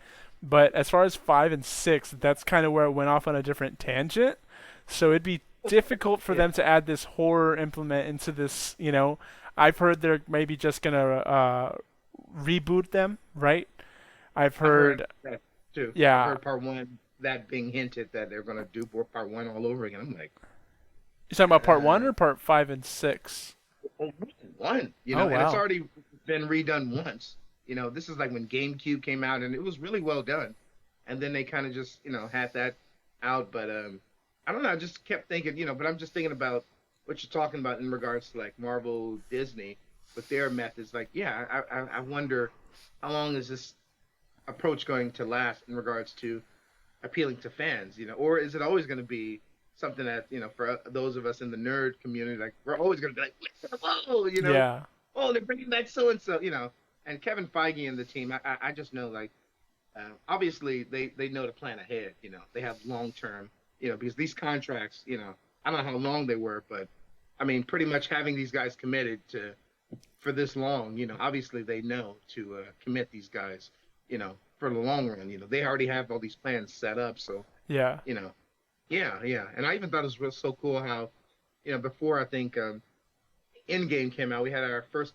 What was the Avengers movie before Endgame? What is that? Avengers: Age of Ultron. Oh, Or are you talking about no. Infinity War? What? Infinity War. Okay, okay. Infinity War, and I just love how they gave us Captain Marvel like in between those films, because it was like, even though we there's different interpretations of this character, and you know some people care for her, some people don't, so that's another conversation, Brie Larson, uh, but yeah, it was just interesting how just to fill us in on what she was capable of. And I remember in Infinity War, Nick Fury, he's evaporating, and but he presses the little button, like, calling her, and then we're all like, okay, well, who is that? And so we get a film to actually let us know who she is and why he has it, and then the follow-up film, here she is. So I actually thought that was actually really well done. Like, just it told us her story, it let us know how she got her abilities, how strong she is, and then bam, here she is in Endgame. She showed up and she was like, one of those characters that she was really like. I remember everyone was fighting the war, and then like all the tanks, and they're shooting and shooting, and then they start aiming up, and Yeah. they start fire, and everyone's like, what are they aiming at? And then here we have Captain Marvel coming to the rescue, and because she's stronger, obviously, and Yeah. she poses more of a threat, but I thought it was that's interesting how we were able to see her film prior to Infinity War, just to see what she was capable of, which she was destroying these spacecrafts, with gosh, what is his name, the blue guy? Goodness, Um. goodness, I need to have these names ready next time. Are He was in the first Guardians of the Galaxy, Enemy. you talking about Michael Rooker's character? Not not Yandu. him. Not who was the enemy in first Guardians of the Galaxy? Oh, Ronan. Ronan. There you go. There you go. Yeah, yeah. So yeah, but Ronan was the enemy then, supposedly, But yeah, it was just Yeah. interesting how, yeah, you could just see kind of like this long term plan, obviously, that was just put together. So I'm assuming that's what's happening now. this is I think we're at phase 4 now, right? Yeah, I think so. So I'm just assuming this is what's going on, moving forward with Shang-Chi. I don't know if you've seen that. I did. Okay, okay, but yeah, but even like the end, kind of like showing us that okay, obviously he's part of the Avengers. He's part of something bigger. Yeah. Him being invited to. So yeah, so obviously it's yeah, but I'm just kind of wondering with the dynamic. We had such rich stories with Iron Man, with Captain America, and a lot of these other characters, and so I just feel like it's going to be different moving forward. Like unless they finally bring the X-Men in and other characters like Yeah, that's how Daredevil. they would get me to keep being really interested. I mean, unless it's a character I care about, right? Because right now I'm looking forward to Strange. I'm looking forward to the Thor movie because they have that Gore the God Butcher storyline supposedly Yeah, that I told you're you the one about. who told me about that one. Yeah, Yeah, so that's that's going to like be. yeah. So after Yeah, I'm that, really curious they're going to go about that because didn't it take over? It didn't the story itself take place like in a very long, extensive time yeah, period? it was over a course of like thousands of years and multiple Thors in the timeline. So yeah, all sorts of timeline nonsense and And early Thor, right? When yeah, when he was established Thor, and it, then like when he was like King towards the end Thor. of his life, right? Yeah. Yeah, yeah. There you go. Yeah. So yeah, I'm curious how's that gonna We'll see, but I don't why not? have super high hopes because like the way they did Civil War, and Oh, you oh yeah, know, yeah, yeah, Ultron was yeah. okay. Probably could have been a little better, but Okay. Okay. so yeah. I mean, they're doing their best. I agree. I agree. I agree. I But mean, they're now doing very. You back said what? back to DC in this long form 2 hour superhero discussion. Oh It man. was bound to happen anyway. It was bound to happen. Yes, So sir. We need to get our superheroes in. We do. yeah, it was bound to happen. Yeah, man, DC, man. I just think, yeah, and I'm focusing on more so on Earth One with them, just a regular timeline. It's interesting because I think the only biggest concern I have, other than establishing the Snyderverse, is what's going to happen with Henry Cavill moving forward. As Superman. Oh yeah, you made a post about that, and I know we talked briefly about it. That you hope they continue. Was there news that came out recently? Not that I know of. I do know that I've heard that there's been reshoots for the Flash movie. So not only is Ben Affleck's Batman, this is supposed to be possibly his last role as this Batman in this film, but also Henry Cavill's supposed to make an appearance as Superman. But I'm just wondering, like, what's going on? Now one of the only things that really has made me very I feel a little bit more optimistic about Henry Cavill's role is I know The Rock was Like you said, determined to yeah, that have first time. Black Adam fight Superman, and I know that he has enough influence to make that happen. Yeah. So even if Warner Brothers was sitting on their hands about what to do with Henry Cavill, I know that The Rock will make that happen. And I'm not expecting it to happen in Black Adam, which I know is coming out later this year, but I'm pretty sure he's going to make it happen. It's going to happen some way, but he's going to make that happen. He's already The Rock has been very clear. This is happening. I mean, So if Batman can kill Superman in this universe, is he even like anyone could do it at this point? I mean, it's so funny you say that because sometimes I watch Batman versus Superman and I just think how you know Superman possibly could have just dealt with that fight so much more differently. Just And that would have been that. it's That would have been over. that. It's over. That would have been that. That would But have been no, Bruce, we have to team up. Let me come talk to you. Like, yeah, just taking this damage. I'm like, come on. Yeah, I don't know. I think I would have just super speed in front of Bruce, ripped off his, you know, armor. It's like, hey, stop playing. I need to talk to you. Like, yep, yep. But yeah, it was just so interesting to see that. And I, but you yeah, know, I would like to but see the Red Sun Superman storyline. I know, I think they did a more recent animated film, other than the motion comic that I saw. But that's always been a super cool storyline, and I it's hope. the Russian one, right? The Russian Yes, story. yes. It's when Clark Kent or Superman landed in like Moscow or Russia instead of Kansas, right? And how that affects things. You know what? I don't think I've seen that one. I think they actually made an animated film about it They recently. did. They did. They came like 2, 3 years ago. Yeah, that's Yeah, right. so I actually have to catch up on that because I watched their reboot of the Justice League or whatever, and they so I need to catch up on those because I know they're great. I'll probably watch one today as we're talking about it because I just want to see them Oh, again.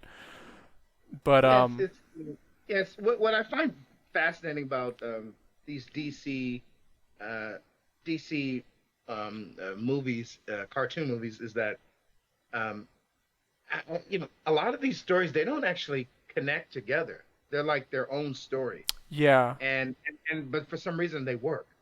They work, and sometimes they have completely different actors sometimes playing certain characters, and or they'll have the same actor play Batman for I don't know 2 movies, and then they'll just like have a completely different story, it's interesting to me how I don't know it just seems to work. Like yeah, the consistency, it doesn't really disturb the story or anything. It's really strange. It's really strange. I mean, it works.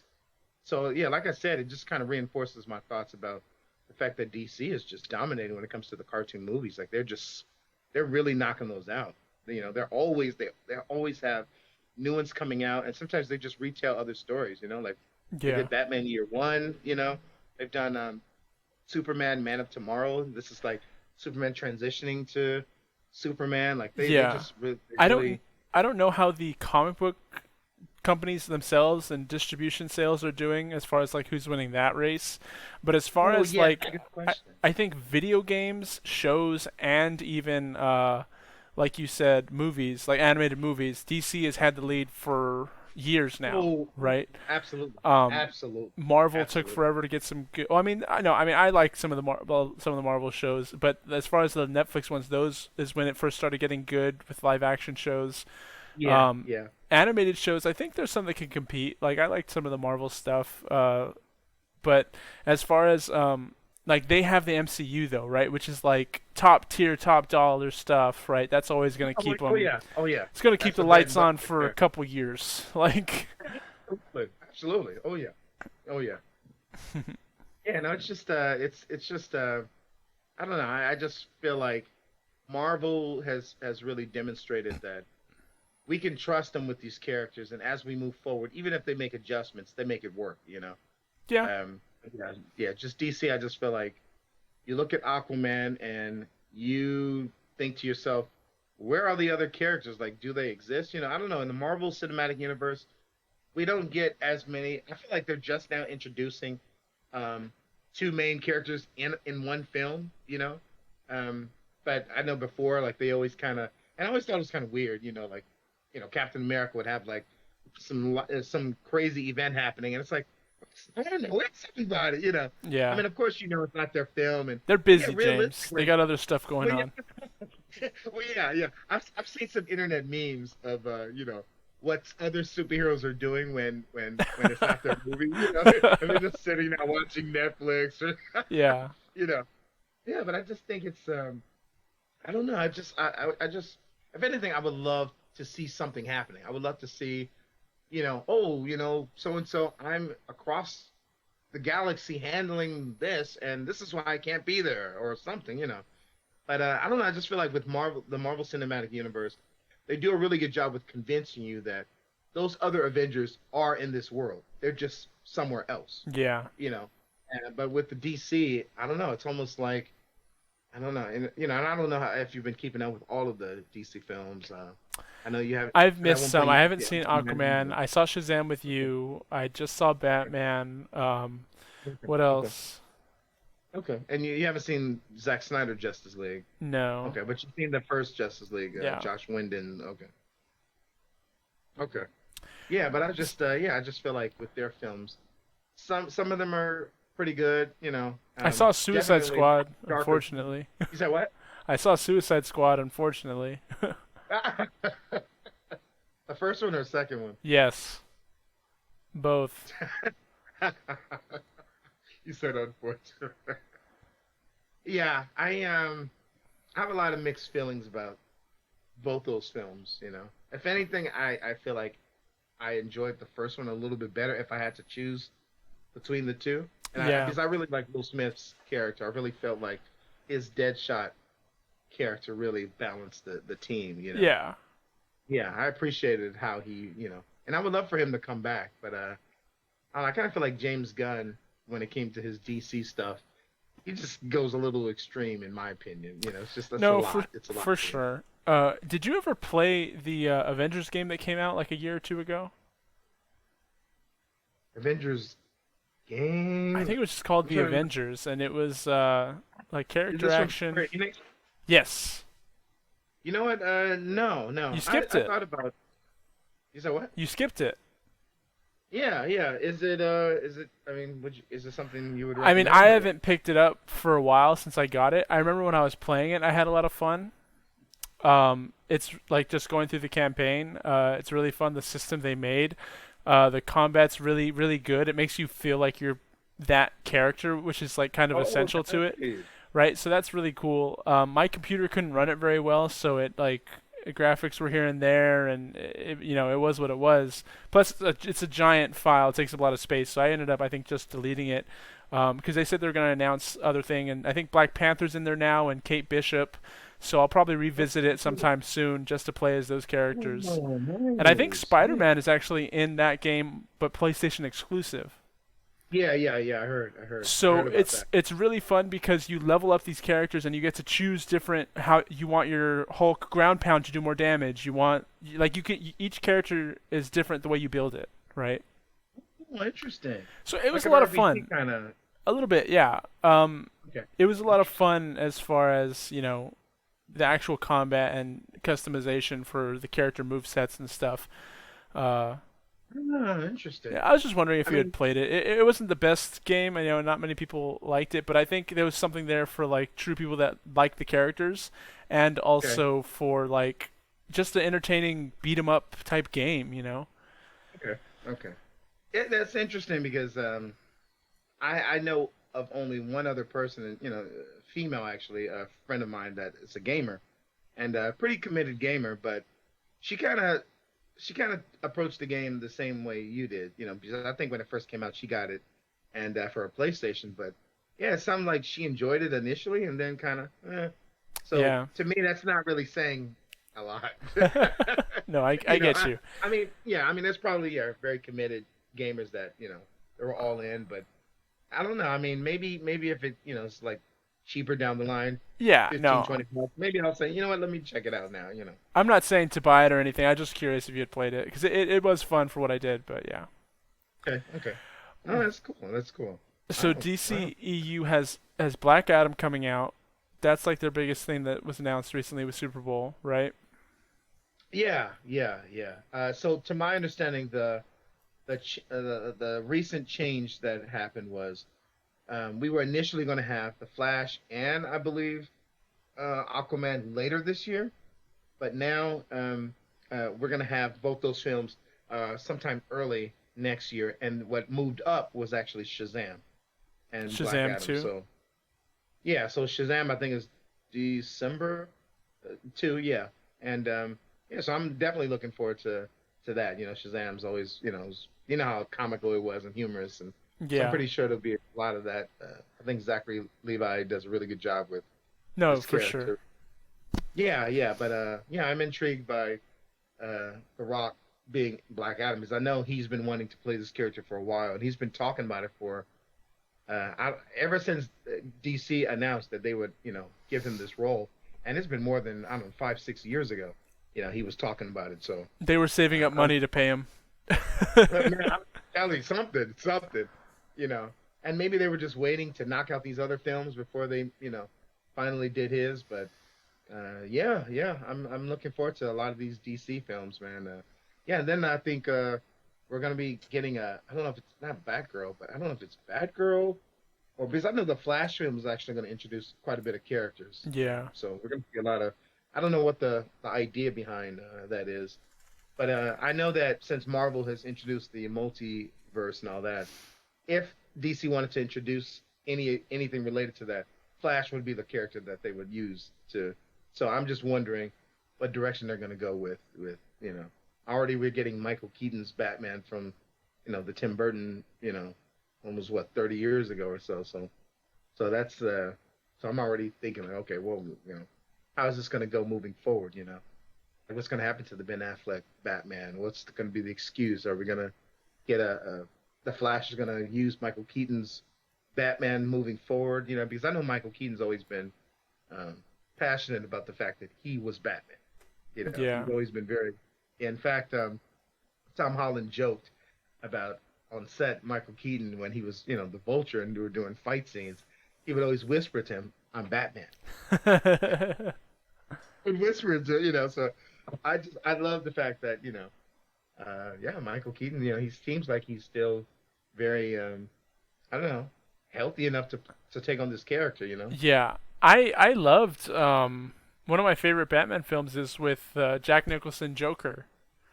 You know? Oh yeah, that's the Keaton. Yeah, yeah, yeah. I actually really enjoyed that as well. I thought, and I grew up with that one, but yeah, I thought it was so well done, Oh yeah. so well done. So What so what do you kind of rank the Batman films then? I mean, you don't got to go through all of them, but I guess what's kind of your favorites now, with this new perspective and everything? okay, okay. I mean, I will say out of all the Batmans, the one that I feel like I really would have loved to have see more of is Ben Affleck's Batman. To be honest with you, Really? yeah, Just yeah. killing And out the gate like well, what I enjoyed about that story is it gave us the Frank Miller Batman. Yeah, It's no, I the get it is that yeah, Batman is really good. yeah, yeah, yeah. It's the Batman that he's been doing this for a long time. He's lost faith in a lot of people. Like he will, he will deal with you.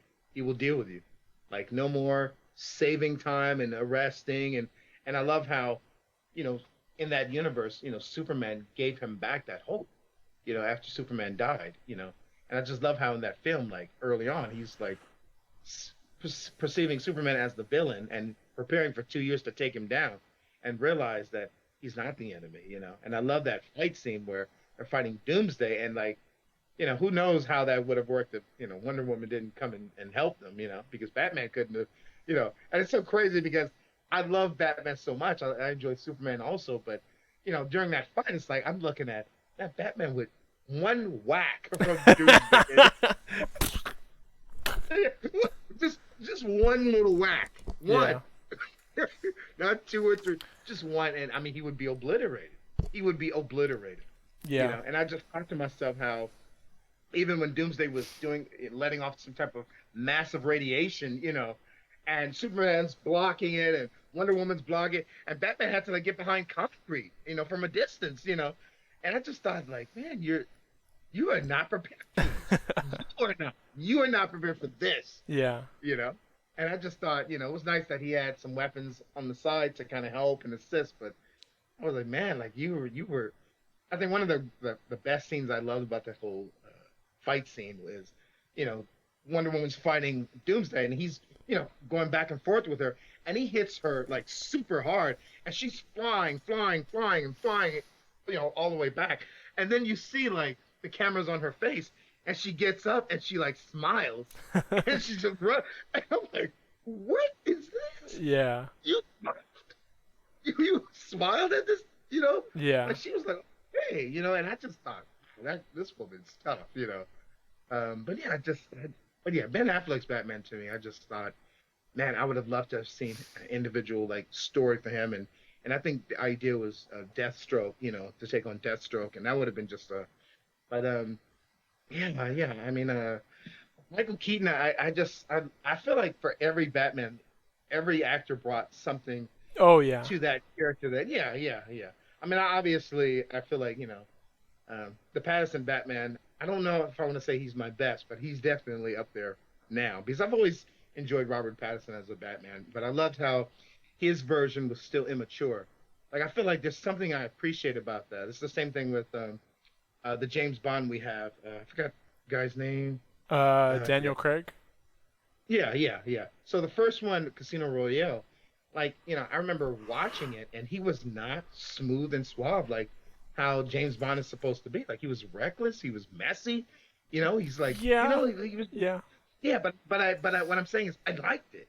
I Okay. liked that Yeah. he was, he wasn't smooth and suave, and like, sometimes it was a fight scene, and by the time he was done, like the whole room is tore up. Oh well, You know, yeah. like Okay, I get what you're saying now.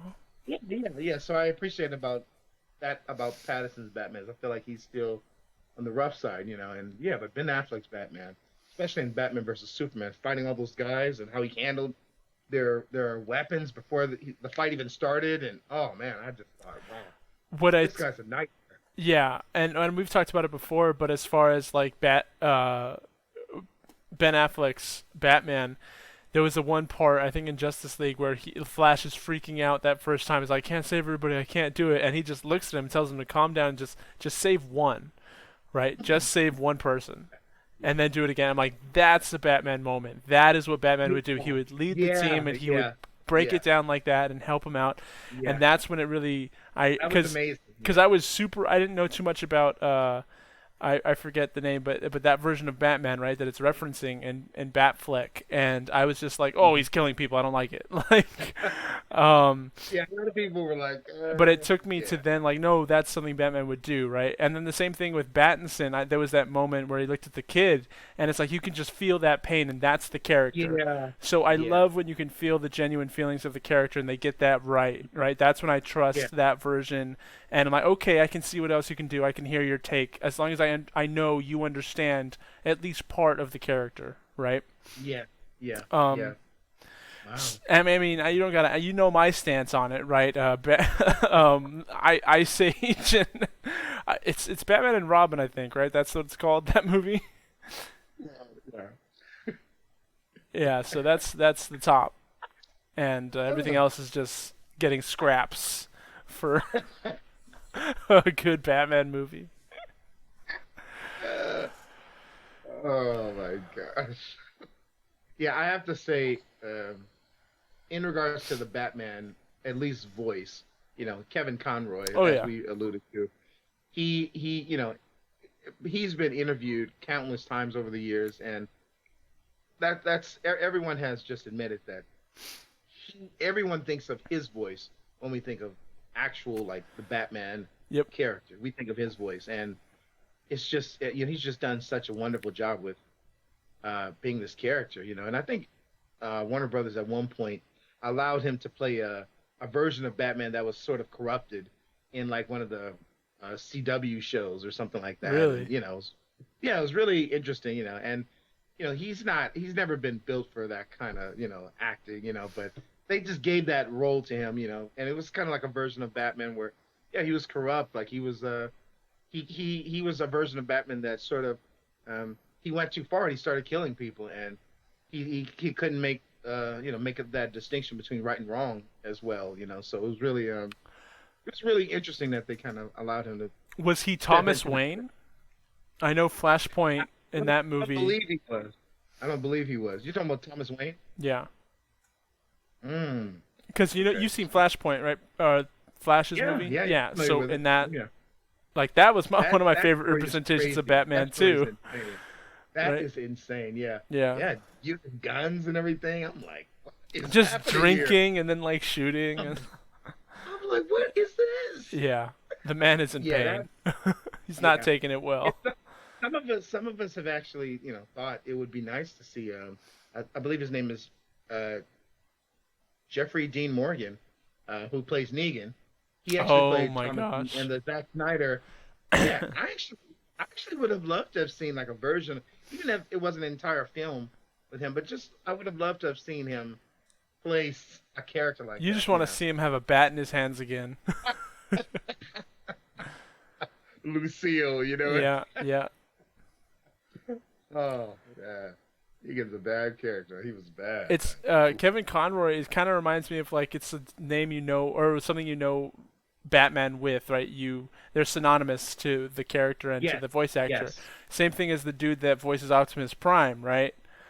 Oh Like yeah, him too. perfect. You can't picture anybody else to voice Oh, Optimus yeah, Prime. yeah. So true. Yeah, it's just synonymous with those characters. Yeah, and that's a good position to be in too. Like I think of Mark Hamill as well. Like Yeah. as Luke. Oh my good. Well, Luke, but then the Joker. Like Oh, he's I know, Joker. You I know. know. Yeah, that's so funny. Yeah, I feel like after Luke, yeah, it would have to be the Joker for him, right? Yep. Everyone would. yeah, think of him because he just did such a wonderful job with all these different Joker films, projects, movies, shows. Yeah, he's always done such a really good job. Oh yeah. Yeah, yeah, I really love when an actor enjoys the character that Yeah. they're playing as well, because that makes such a big difference. It Is really does. when they actually take pride in being this character. And I think that's what I think a lot of us want from Ben Affleck as well, and when we want from every character, every actor is we want them to actually enjoy being this character. Like even Hugh Jackman, like you can tell, like he appreciated being Wolverine for that 20 years. He appreciated that. Yeah. You know, yeah, yeah. And I just love how even as he was maturing, like they always found a way to squeeze him into a film, even if it wasn't you know he wasn't the star, but in most cases he was. They just always made him like the center in some way. And I just love how but it was oh man, yeah, it's very interesting just how that whole world is set up. But no, I would agree with you what you said earlier, man. I just think um, these superhero films represent our modern day, Greek Yeah. God, and I think this is a part of our entertainment, and this is something that mankind is always going to appreciate. And I don't know, there's something um, amazing about thinking of the idea that the sun for me, gives me vitamin E, and it can get but it can also burn me. But with Superman, it actually empowers him. It empowers him, and he can be nearly a god. I seen a comic book of him and Supergirl, like I don't know, like flying around the sun, and they were just not getting burned. And Yeah. I just look at that, just the idea of that. It's like, what? Have you seen Invincible? No, actually, you were the main person that actually encouraged me to check that out. That's on Amazon Prime, right? Yeah, it is. That's like the only streaming service popular one I don't have. The only one.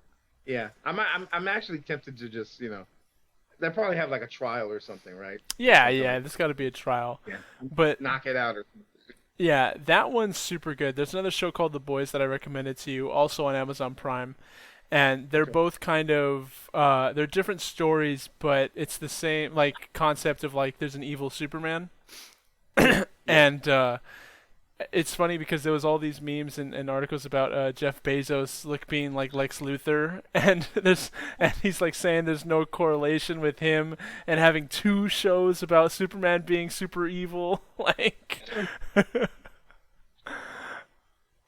Yeah. Oh my gosh, He's I'm Lex never gonna Luthor. forget this. Oh my gosh. Oh my gosh, that's so funny. Yeah. Oh, that's so funny. But no, those both those shows are really good. One of them's live Okay. action, The Boys that I've recommended to you before. Super good, but it's like I said, maybe a little rough. Maybe you might not want to watch Yeah, it. yeah, yeah. I know it's a little Um, bit on the grid side. yeah, but Invincible, it is animated and it's not as bad, as The Boys and stuff, but it's like really good too. And that one, I think I even like it better, to be honest. That first season's just like so well done, so amazing. Yeah, I heard it was pretty Yeah, good. Yeah. there's some like stupid things in it, but it's like over like 95% like just straight like good content, and it's like Oh, yeah, really cool. good story, and I think you'd really like it as far as like well, also just the voice acting is really good, but it's a Nice. really good story that's told, and it's from a comic book series that was written, so they have a lot of material to go off of. But I really think you'd enjoy that. Yeah. Okay, okay. All right, I have to keep that in mind. Yeah, it's funny because I'm online all the time. Even if I'm not watching a show, like if something's popular, it's always popping up on my feed. People Yeah. are making reference to it. There's articles about it. So it's funny because the boys, like I know, for example, like there's a season three, I think, Coming supposed to out. come Yeah. out. Yeah, and then there's like a spinoff show I'm hearing, and then I That's also heard, animated. Yeah, that I don't know too much about. So. yeah, yeah, yeah. And then I heard, I don't know if this is satire or whatever, but I heard that the Homelander actor was arrested. Oh, oh, Oh oh. no. That Yeah, he would was be. arrested. I don't know if it was Australia or somewhere because I don't know He what is he from did. Kind of Australia. Okay, Anthony some type Starr of is his name. okay, yeah, but I read something in regards to him being arrested for, and it's gonna be he's gonna be arrested for a few months. So I don't know that's real, or I don't, so maybe I'll after this I'll look into it. Yeah, I'm just out I of gotta look into that curiosity, too. but yeah, yeah, but it's very interesting because I think part of me that has hesitated on watching at least possibly both these shows, or I'm going to say at least um, the boys is I've always been uncomfortable with the idea of, like, for example, Superman being evil. I've told people this is, and Yeah, even with the Injustice video game, that was one of the reasons why I never entertained really playing it. I never bought it. that's It wasn't because there wild. wasn't a, yeah, yeah. It's something that actually makes me uncomfortable. I really never wanted to entertain the idea of an evil Superman. Like to It's me, not he always represents. perfect, James. If I gotta accept Batman killing people, you gotta accept Superman being evil sometimes. You're missing out on good Yeah, stories. and, and I'll be honest with you. I'll be honest with you. Like, eventually, the Injustice team, they actually put together a comic book movie, Yeah, of yeah. the story. And so, a few weeks ago, I actually watched it on HBO Max, and I was already aware that I'm going to be seeing things I didn't want to see. And yeah, it was pretty rough to some extent. It was rough, and and then it kind of cleaned it up, of course, at the end. It gave us that nice ending, but it was just so interesting to see that, and yeah, a lot of what I was expecting, yeah, it was just very horrifying to see, Superman use all of these abilities that are practically godlike, to his benefit, and it's like, man, I do not, I feel so, I don't like stories like that. I don't, I think of him as, I don't know. The plane, there's people on the plane and it fails, and one of the engines fails, it's falling, and hey, Superman's here to save the day, and or and it's the same thing like for example, like Captain America. Like I don't want to see that, but I don't even want to. I'm not even curious that much. Like I just don't Yeah. want to see that. Yeah, It's funny that and you I don't know. bring It's up maybe that scene because I don't know if you saw the trailers or anything, but for the boys in season one, there is that exact scene you described, but it just oh goes no, different ways. no, no. So yeah, but it's interesting because you don't think about certain things, and it's not always just genuine like bad being a bad person, but it's like the physics of it, you know? Oh yeah, yeah, Like yeah, yeah. so, it's yeah, it's just interesting, like a different perspective on it, you know? But I get how it's like could be. I don't know. And one of the stories that I actually I'm gonna say I was interested in was Brightburn. I don't know if you're Oh familiar yeah, with no, Bright. I have that on my list. I've been meaning to watch that. Okay, okay. I actually have the movie. I have it. I have it. And yeah, it was just this kind of like alternate universe of what if, you know, Clark Kent, really just decided that he was not going to be good. Well, he's a And kid, right? yeah, yeah, yeah. And it's just interesting Kids because like are everything. kids are assholes, James. I'm sorry. Well, yeah, well, yeah, but we all hear like even with Smallville and all these other stories, we see young Clark Kent being, you know, encouraged to do the right thing, and he struggles, but he ultimately triumphs, and it's like, oh hey, Yeah, Superman, the nation, and yeah, yeah, with Brightburn, it's almost like they flipped it. They flipped it completely, everything, and it was just so frightening because this boy, he started realizing what he could do, and he's like barely like he's not even like an adult, but it just showed how dangerous he was just at that point, and I yeah, just thought to myself, yeah, I don't know, I don't, I'm not saying everyone needs to think like me when it comes to this stuff, but yeah, it's just horrifying that somebody who has these abilities and they, well, you know what, I'm gonna use this for my benefit, like, yeah, yeah, I could rob, I could steal, I could actually rule the world. Who's gonna stop me?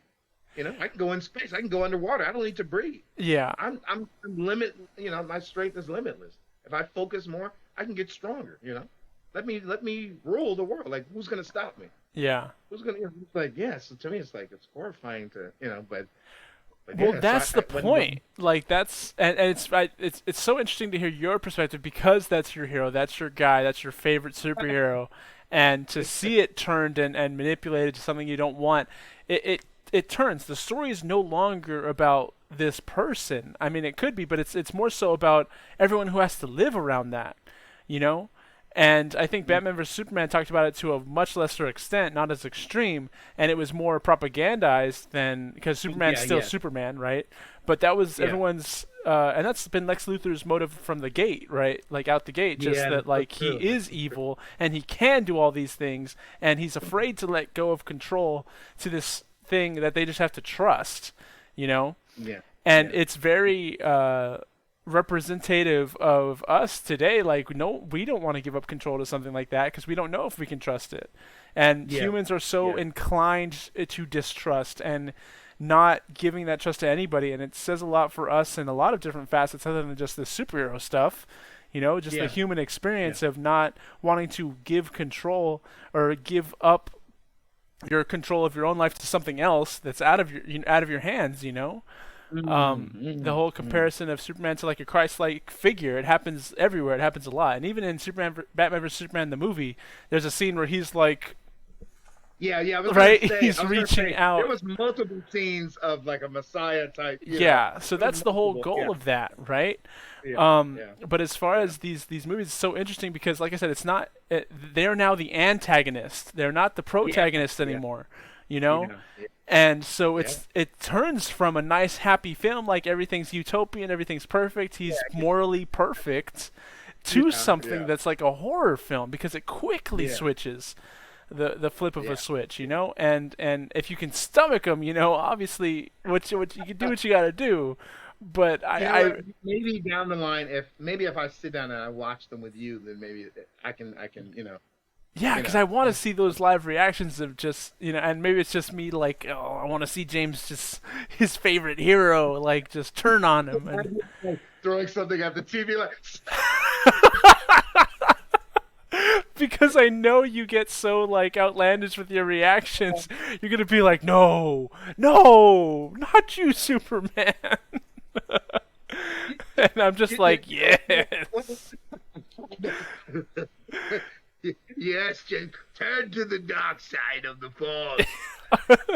I'm afraid your superhero is no longer the hero.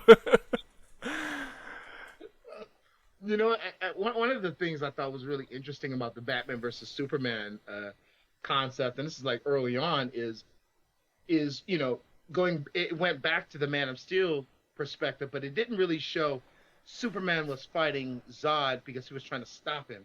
Yeah, It showed like the human perspective of yeah, the ramifications of these two godlike figures destroying the city, using their and you town see as a Bruce Wayne. battleground.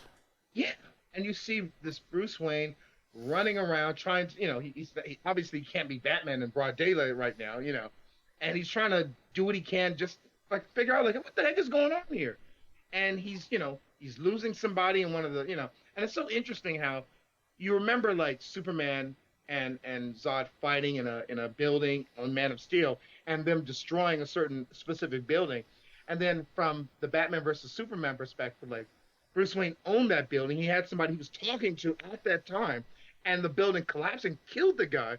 And so you're seeing Bruce Wayne looking at all of this, and you can see it in his eyes. I'm going to kill him Yeah, because look what he's doing. Like he's too dangerous. He can't be here. yeah, Look what he's doing.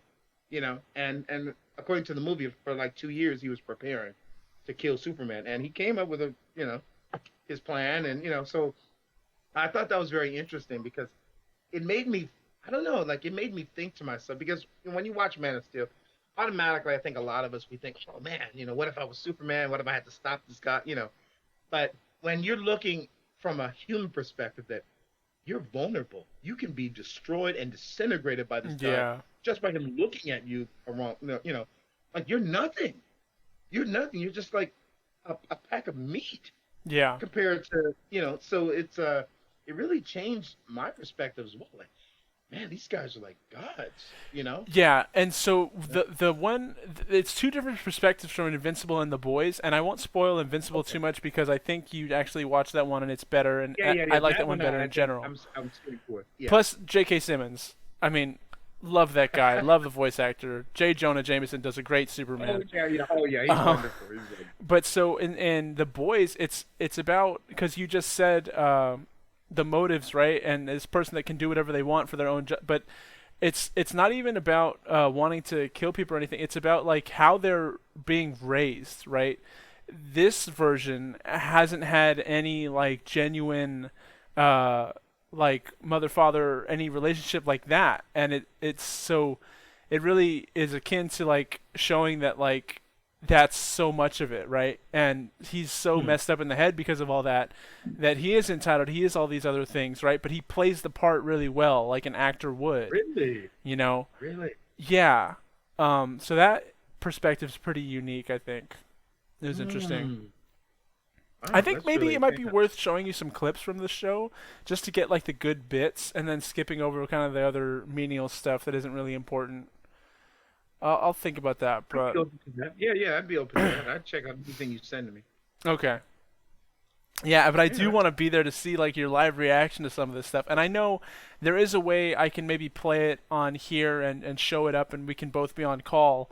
I don't know how the connection will work out for that, but it is something we can try sometime if we want to record that or just because I know I want to see your reaction. You know, I know we're kind of far away right now. yeah, yeah, oh, yeah, yeah. I can be very yeah, expressive, you know. So, Oh man. my gosh, But oh, so that's so you fun. didn't play Injustice at all because of that? You know what? I played it just a handful of times because you know maybe I would be visiting somebody and we would just Yeah. play. That's what I'm saying. But The I never fighting bought game it. is I good. intentionally did not buy the game because you know, I just didn't care for that concept. But for example, like I do have like Mortal Kombat, like the more recent one, Yeah. 11, and obviously from the same people, you know, who made the Mortal Kombat. NetherRealm. You know, they took charge of yeah, yeah.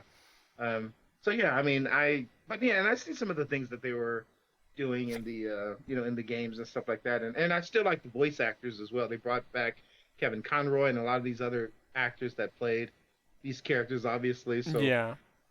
yeah, one of the things I really love about their games is when the characters arrive to the fight. You know, they communicate with each other. That's something I've always appreciated. Is Batman will say something specific to Robin, or specific to Nightwing, or specifically to Darkseid, you know, or Oh, the Darkseid. intro stuff and Yeah, yeah, yeah, yeah. I've yeah. always appreciated those. You know, I've always really enjoyed those a lot because I don't know, it just really I feel like it really sets the tone of the fight. Yeah, it You know, does. even if it's like, hey, we're about to train. You know, like let's see what you can do, or you know, I don't know. I really you know think it's really exciting. But yeah, I'm really into the voice acting as well. But yeah, so it's interesting because I've shared this with a few people. But yeah, there's a certain idea of Superman, even Captain America. Like I don't like the idea of the incorruptible characters being corrupted, you know, or even like a version of them. Well, Yeah, it how did doesn't you really feel rub me the right about way. Falcon and the Winter Soldier with that whole well, I don't know what they called him, but the Captain America the government tried to instill and Yeah, I mean, the U.S. agent yes, guy. US agent. Thank you. Yeah, yeah, yeah. I mean, for me, I knew coming in that this is obviously not Steve Rogers. You know, Steve Rogers has a very different story. You know, he has a very different background, and even just kind of like um, in his movie, willing to sacrifice himself for his men when he thought there was a grenade thrown on the on the field, and it really showed that he was very different. And so yeah, with this other guy stepping in, he obviously was had a very different background, and so you could see that as he was given these abilities, or you could see like something else was coming out of him. And I think I support the idea of that when it comes to even money and power and authorities, like you and I, like you and I are going to become more of whom we are if what is that we're pursuing, let's say writing books, let's say doing seminars, let's say it's whatever we decide to pursue, blogs and we actually start making money, we're going to become more of whom we really are inside. So Yeah. that person may not be as obvious, who we are right now, but that person, when we can afford that Lexus or that Ferrari, we're going to be very different people. Yeah. We're going to become more of who it is that we really are, and so I think it's the same thing from a metaphoric standpoint. Yeah, when it comes to powers and abilities, and I think yeah, you obviously it's like yeah, there's 10 guys, but I could easily kill all of them.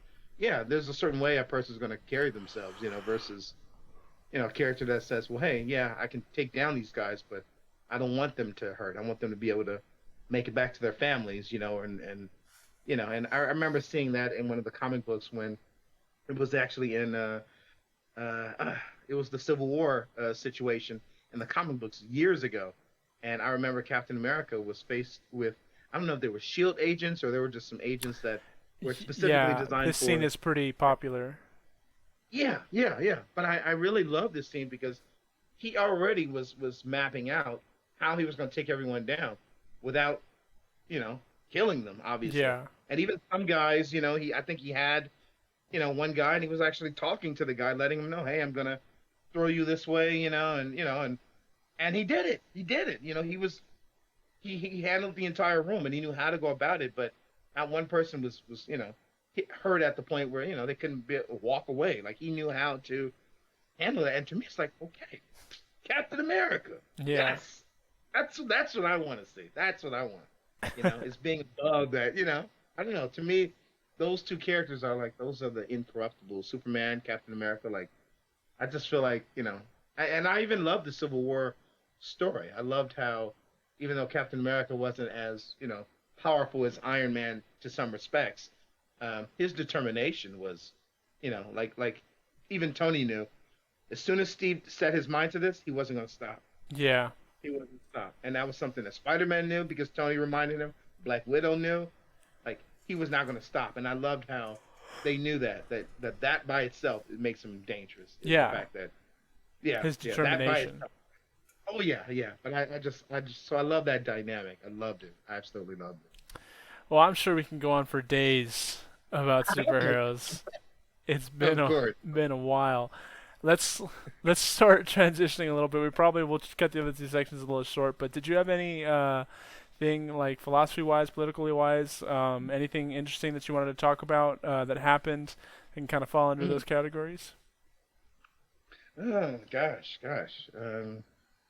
My goodness, I feel like I always have little tiny things that happen.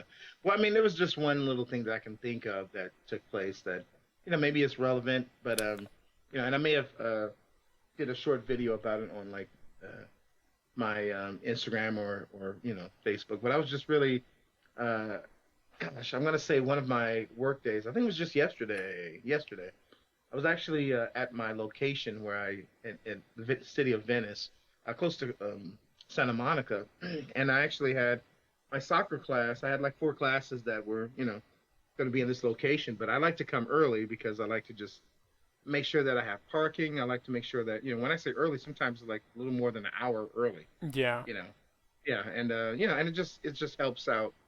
So I can set up. I have time to kind of read a little bit before getting into my classes with these kids and stuff like that. But one of my coworkers who works right next to me on the field, he actually overslept and came late.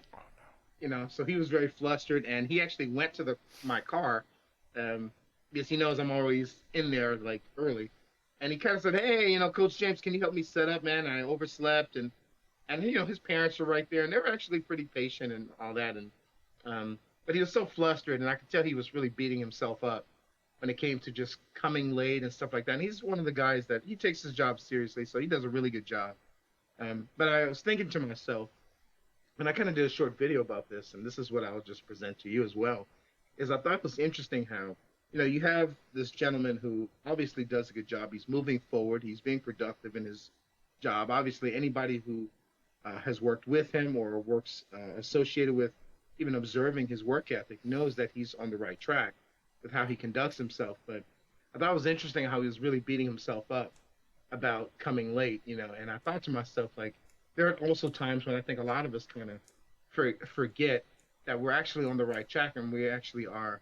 Um, I'm gonna say, we're obviously making progress, but there are little moments when we kind of feel like we're I guess set back a little bit.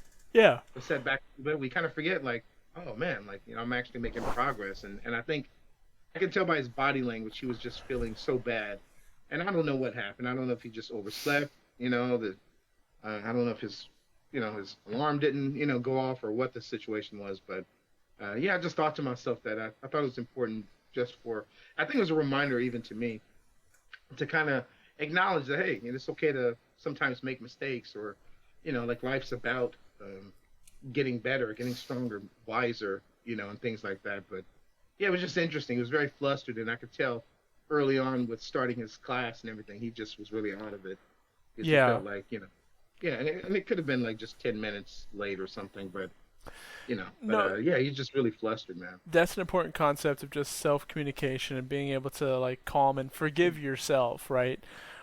There Obviously, you if go. it's something more nefarious or whatever that kept him from being there on time, whether the night before or whatever, that's something that Mm, might haunt someone more, right? So it's instead of just oversleeping. But if you take your job seriously too, it is a huge deal if you oversleep. Like that's your reputation, and you don't want to tarnish that in front of yeah, people that you respect, that you have earned their respect.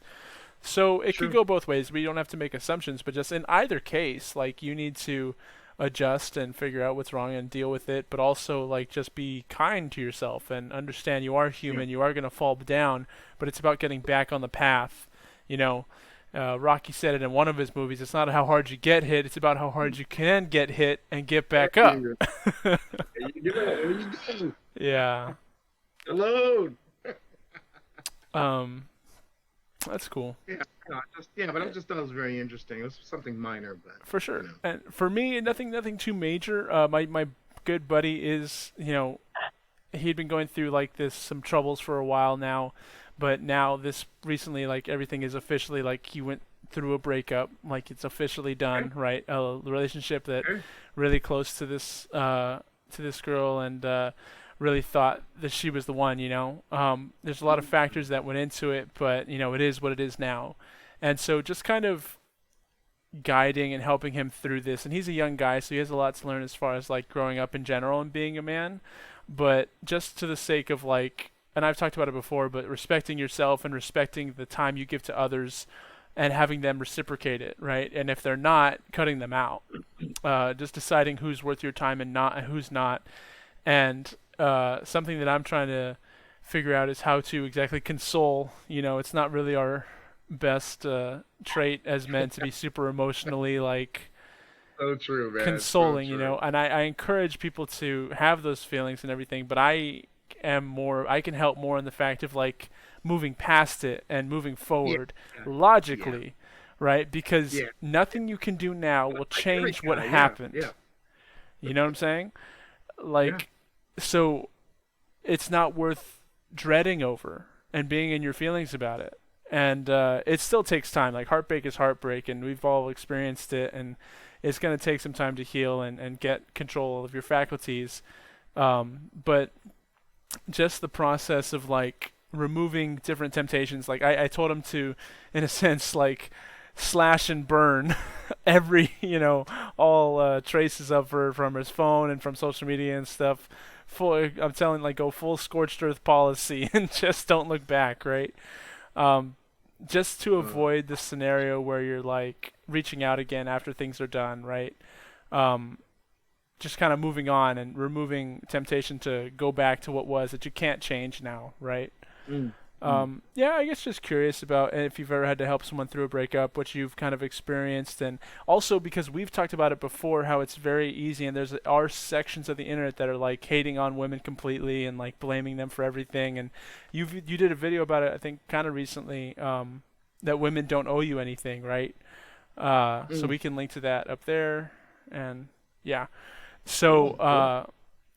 that'll be up there. But yeah, it's just really, it's all your relationships and everything. No matter which way they go, learn something from it. Learn something from all your experiences. Grow in yourself and in what you offer to people. And I think the biggest thing is being more accountable to yourself before expecting that of others. Right? Mm, I Um, like that. yeah.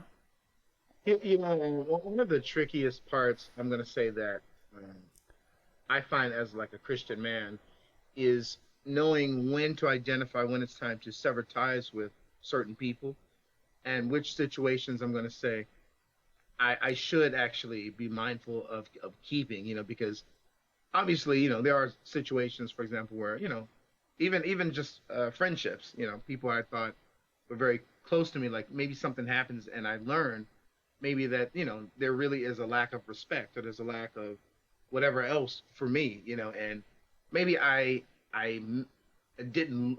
I guess I overlooked that maybe they didn't have a certain respect for me, or and I've had situations like this where, and I don't know if you've encountered this, but and I don't have a lot of these experiences, but when they happen, they're very devastating to me because sometimes you kind of have this idea of a relationship, and like I said, it could be a male or female friend, but you have like this understanding, like, hey, this is my friend, this is somebody I can trust. Maybe we've been through, fairly a few things together that they've helped me through, and I've helped them through, and then you find out maybe that by certain actions, that yeah, they're not really as solid as you thought they were, in regards to your relationship. They're not as um, I don't know, as close or as and so yeah, I think it's tricky because I used to have this mindset where yeah, if a person wasn't benefiting my life, then you don't need to be there.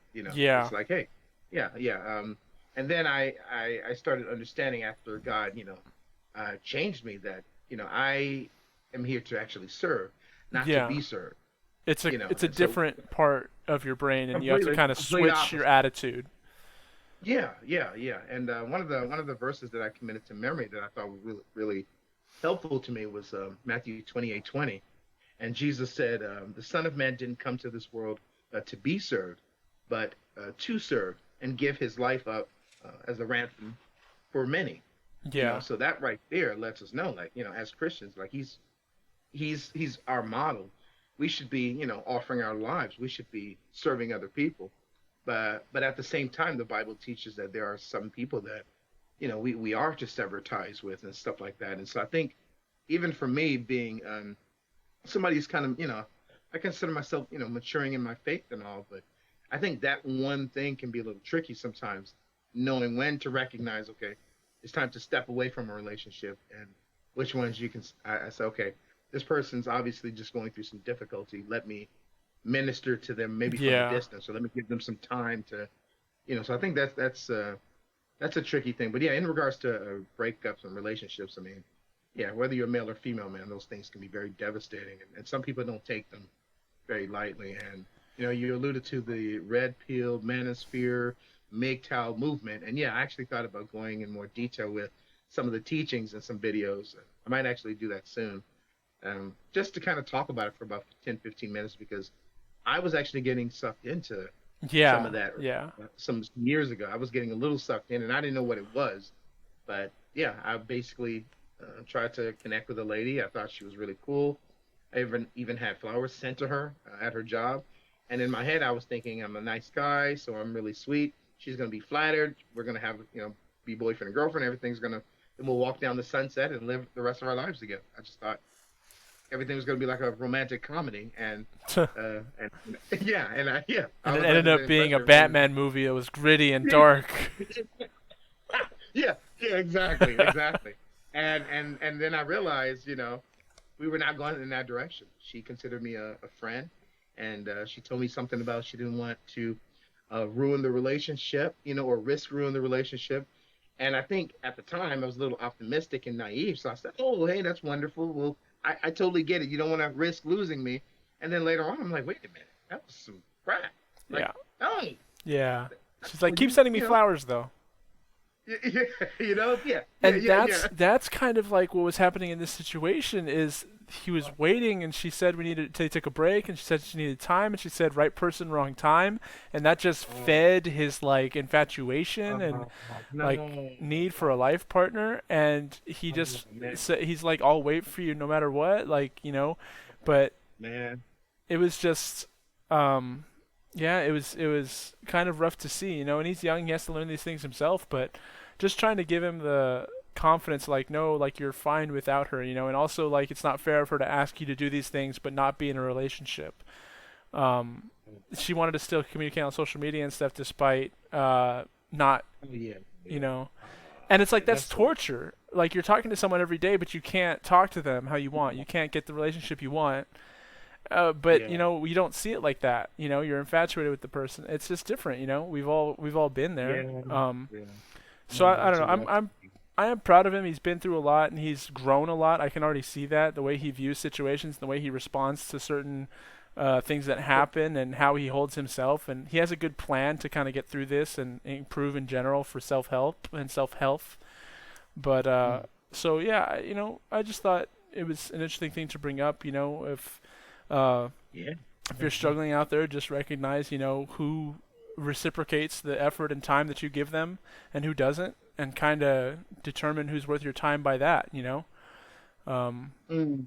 Oh yeah, that's a yeah. One thing I will say is that I think sometimes, and I kind of alluded to it earlier, the romantic comedy thing, and a lot of us guys or ladies, some of us we fall into that mindset that if we determine that want a specific person, we'll just create this fictional world under some type of weird illusion that they're going to be destined for us, it'll just and happen no matter yeah, what. yeah, yeah, yeah, yeah. Even if they're with somebody else, well, if I just wait, things will just.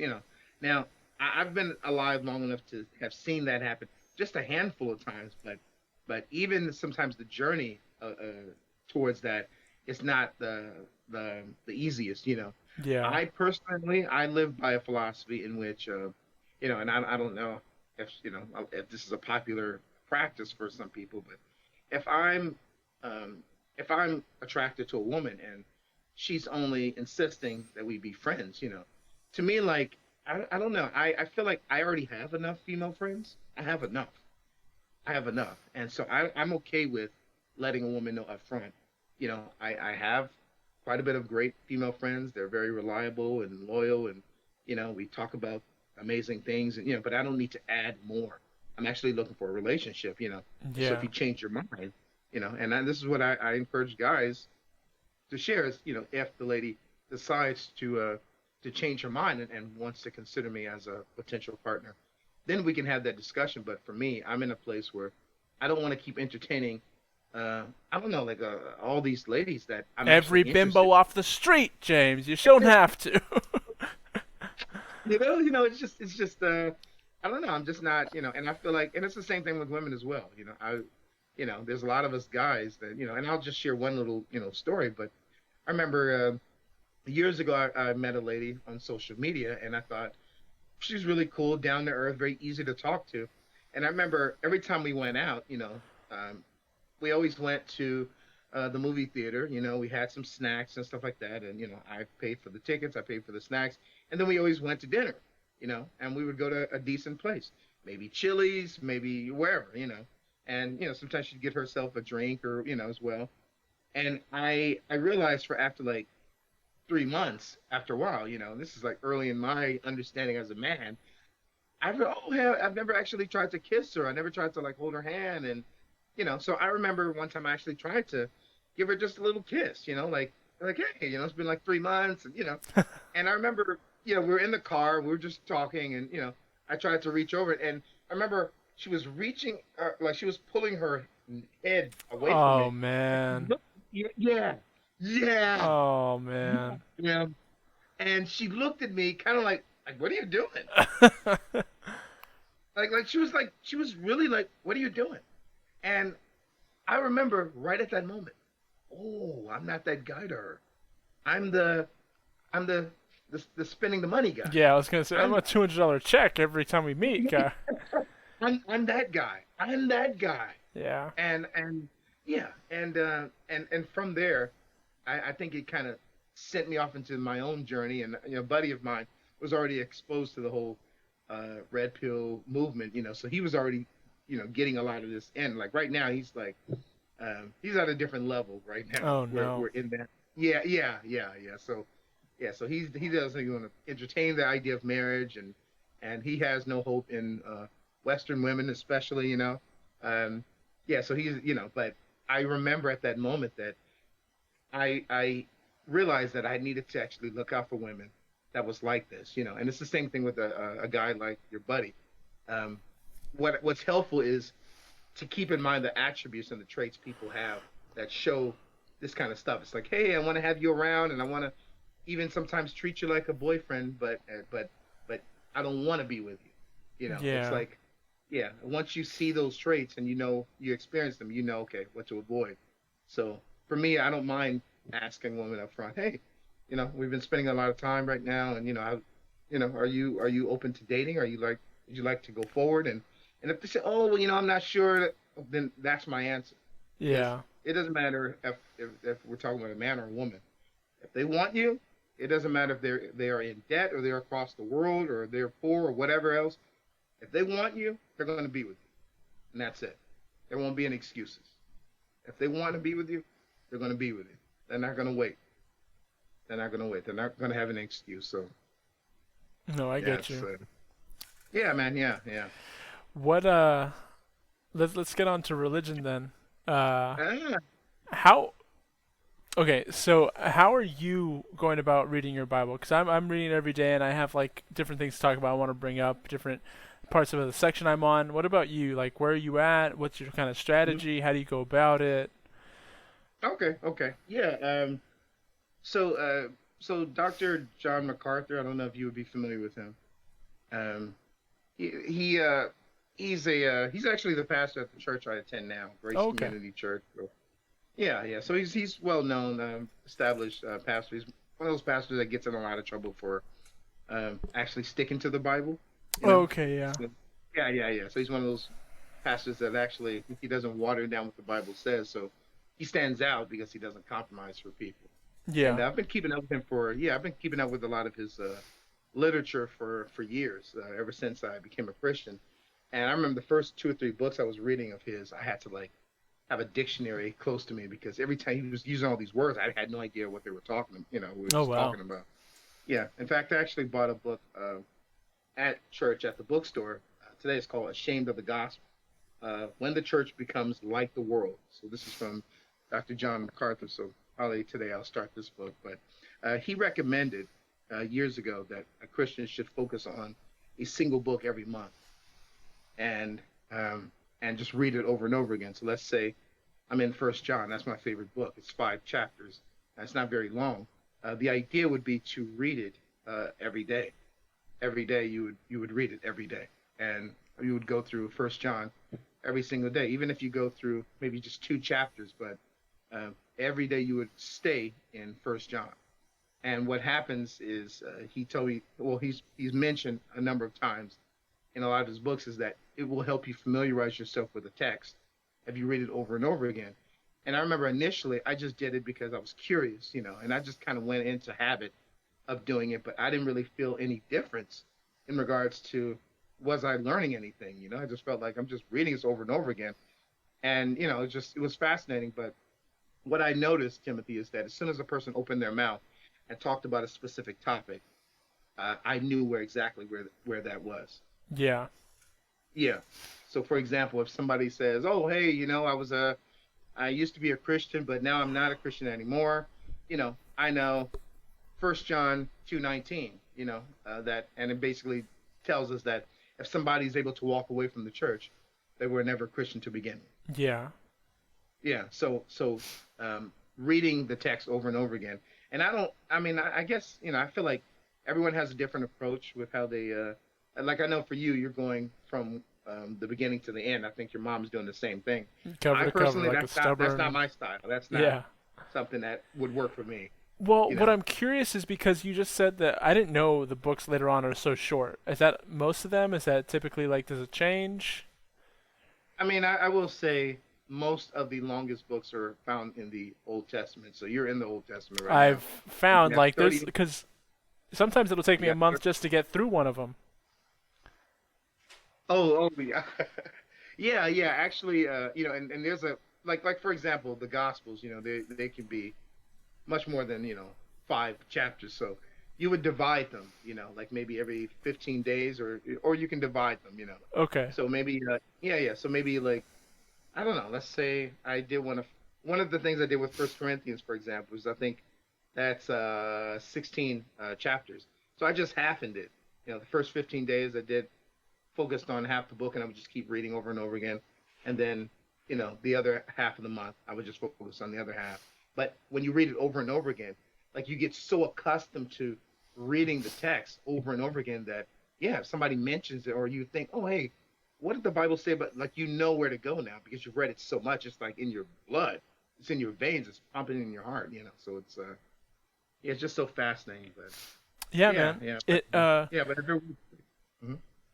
it just that whole concept of it, because like I said, cover to cover, and there are definitely parts that I'm going to necessarily not go back to, right? Yeah, yeah, I wanted to read the whole thing at least once just so I know, but there are repetitive parts, stuff that isn't as relevant, and I really like what you're doing. I think that's how I memorize the good parts, and there's already even stuff that I think, oh, I should go back and like revisit, right? But as far as that, yeah, it's good to hear that some of the later books are shorter so that I can implement that strategy. Because, like I said, it's taking me a while to read it now, and I'm only reading like 3 chapters a day, and I'm not sure how much more I could do than that consistently. You know? yeah, yeah, Um, yeah. No, that's interesting. Yeah. I mean, I will say there's different methods for it. It depends on us as individuals. I don't think one approach fits everybody. So that's I fair. don't think like your approach would be um, wrong. It really depends on what our how our minds operate. Like I think for me, I love the fact that I'm going over a single book because for some reason I can retain more every time I'm reading. Yeah. You know, text. I can hold on to more. And I don't. But I don't think Go everyone ahead. thinks that way.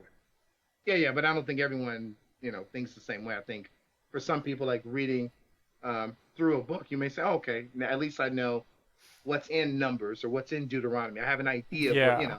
So I think that it's also helpful. I don't know if I recommend doing it, right? It's more just like a brute force. I just need to get it done, right? Okay, gotcha, And I'm gotcha. curious to know what happens in the Old Testament and Genesis, especially, and all that other stuff, right? In the Exodus story Hmm. that's so popular, knowing the ins and outs of that, and then also what happens after or before, right?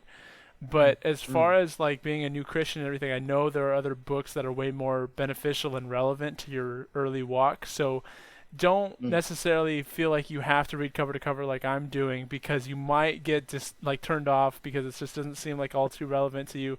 I encourage you. I'm sure James knows one of the books you can tell them, but like for new Christians, go to his recommendation. Like that's more what will feed you, what you kind of spiritually need at the time, if you don't have the patience to go back and go through all of it. I think one of the greatest evangelistic books really is just the Gospel of John. Okay. That's like the number one, and you really get to see John really just focusing on not only the deity of Christ, but I don't know, there's something very intimate about the Gospel of John. You get to see um, his proverbs that he spoke, the parables. You get to see the intimacy he has with God the Father, but you see him relate to people, in a very intimate way. The other three books actually are very similar to one another. They're called the Synoptic Gospels. Yeah, I've They're all heard of very that. similar. Yeah, but the Gospel of John, yeah, it's its own thing. It's really just gives a very different. I think the last maybe 6 months to a year of Jesus' life, so it's very like intimate. It's really like this culmination of the finale, sort of, so to speak, Yeah. of his 3.5 year ministries. But yeah, it's very yeah, it's very interesting. Very interesting. It's yeah, it's essential to read God's word. What really motivates me also, not only just familiarizing myself with God's word, but all these other cults and other groups, they read their books religiously. And um, there's a guy named Walter Martin. Um, he's considered one of like the greatest, Christian like teachers and experts in cults. And he passed away like in '82 or something like that. But he said like the average Jehovah Witness, for example, could out talk and out teach the typical, the average Christian in like 30 minutes. They would twist a Christian in knots theologically because we don't know our Bibles that well. But these people in these cults, they, even though their views are distorted, they know their material so well that they could out, talk the average Christian. So the idea is not to just be better, but to understand what the Bible actually, teaches. No, I get you completely. Yeah, yeah. Um, There you go. as far as the specific part that I'm on right now, I had just finished the book of Joshua. We got into Oh, nice. yeah, we got into Judges now, and Oh, yeah, yeah. yeah. So real quick, what was funny was, so basically like Joshua was good and all, and these these Israelites will not like stay faithful for the life of them.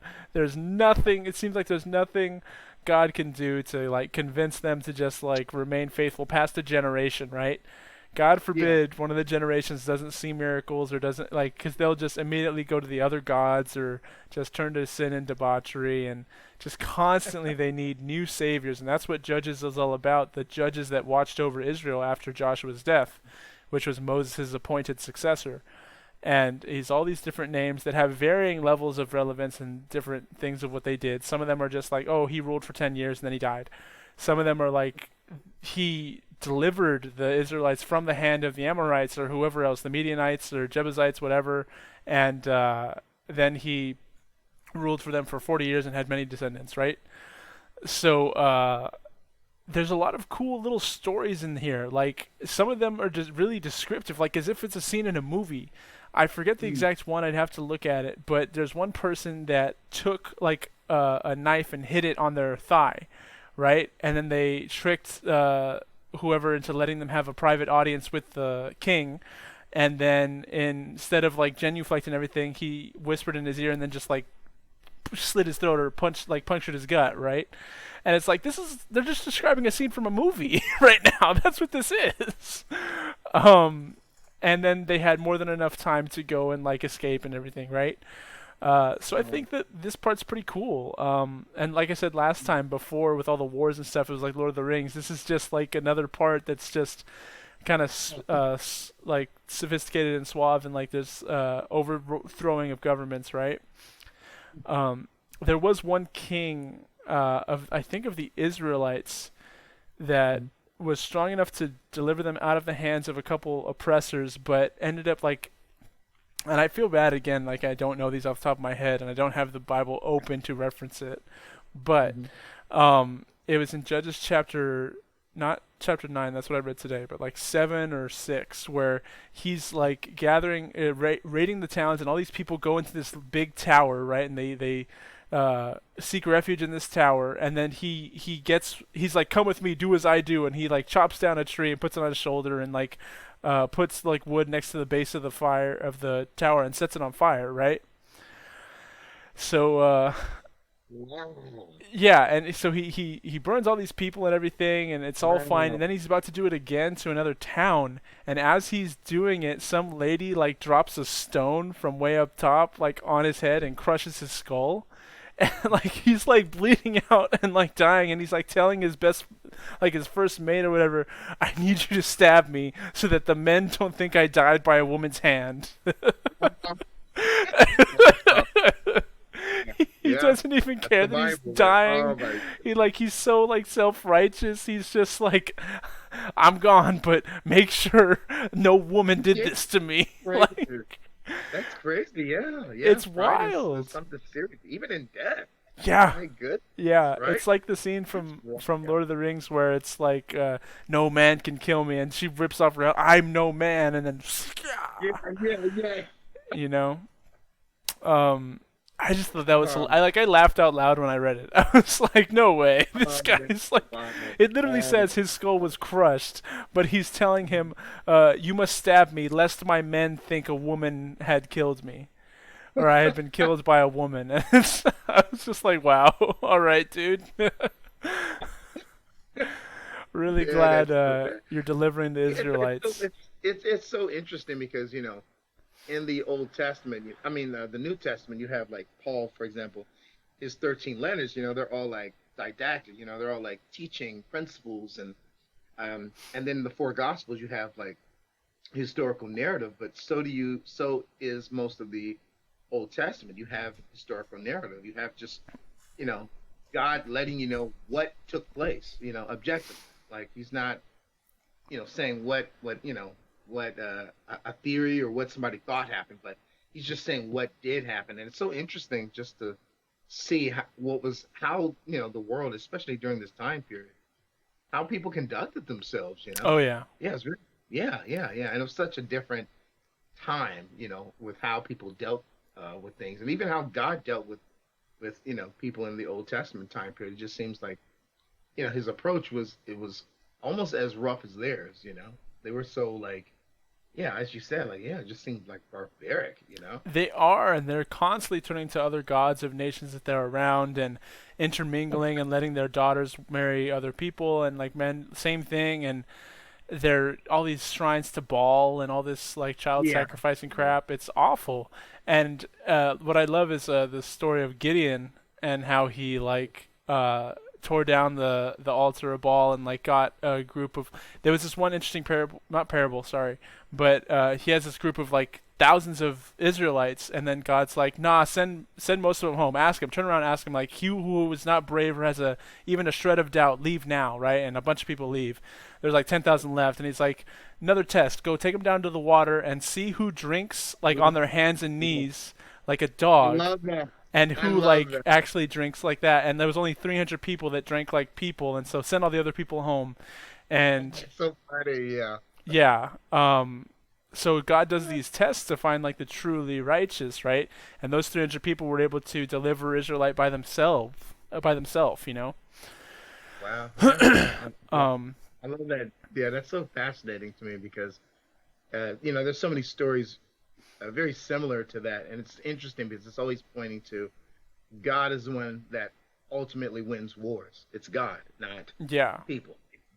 Yeah, Every, I every love that. time Love it's not about what happens, it's about whether or not God delivers the enemy into their hands that. or Correct. he lets them taken over because of their transgressions, right? Yeah, yeah, Um, yeah, which is always interesting. And he like they mess up again every time, and then he's just like, all right, well, yeah, so they came under oppression and yeah, under rule. yeah, yeah, yeah. I always thought that was interesting too, how God, you know, utilized that punishment for like disobedience and Yeah, idolatry, you know. So really just yeah, I always thought it was very fascinating because, you know, God could have easily just kind of protected them the entire time, but it really demonstrates that yeah, God can love you, but he's not gonna stop you from, um, you know, I guess experiencing like the difficulties that you bring upon yourself, you know. but what So interesting. happens is like he keeps letting them be taken over, and sometimes it's various years, sometimes it's not as long. There was a scripture today that I read that or a passage that said it was like 40 or something years he had really been upset with them, and then it said, but God's soul could not take their suffering anymore, Yeah, yeah. and he sent a savior. And I thought that I was not sure, like the wording on that was so interesting. Like I didn't ever considered God having a soul. I guess he is Yeah, just the soul, or I don't know. I loved that description.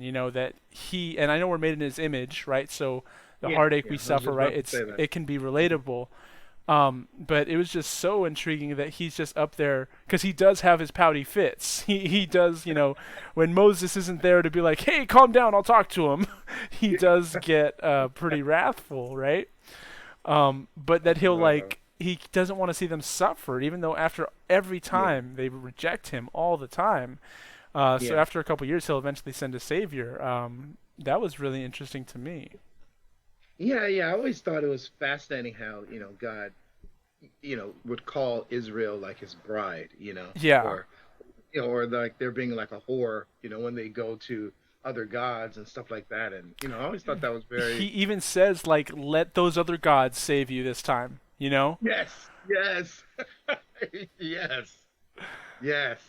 You know, it's intriguing because he does demonstrate um, the same thing that we experience. You know, that Yeah. pain, that you know, that difficulty with people that you know you love, and they fail you. You know, and it's like, what do you know, what do you do? Like, and a lot of parents deal with this as well. You know, you have a son or daughter that becomes wayward, and they're doing their own thing, and you know, other people may say, oh, okay, well, you know, they want to do that, so you leave them alone. But you know, and that was something I had to learn. I used to kind of even you know, get upset with certain family members. I would say, well, why are you helping your son or your daughter when they're clearly doing this? Why are you Yeah. doing, you know, just reinforcing this behavior? But I seen that they were conflicted, you know.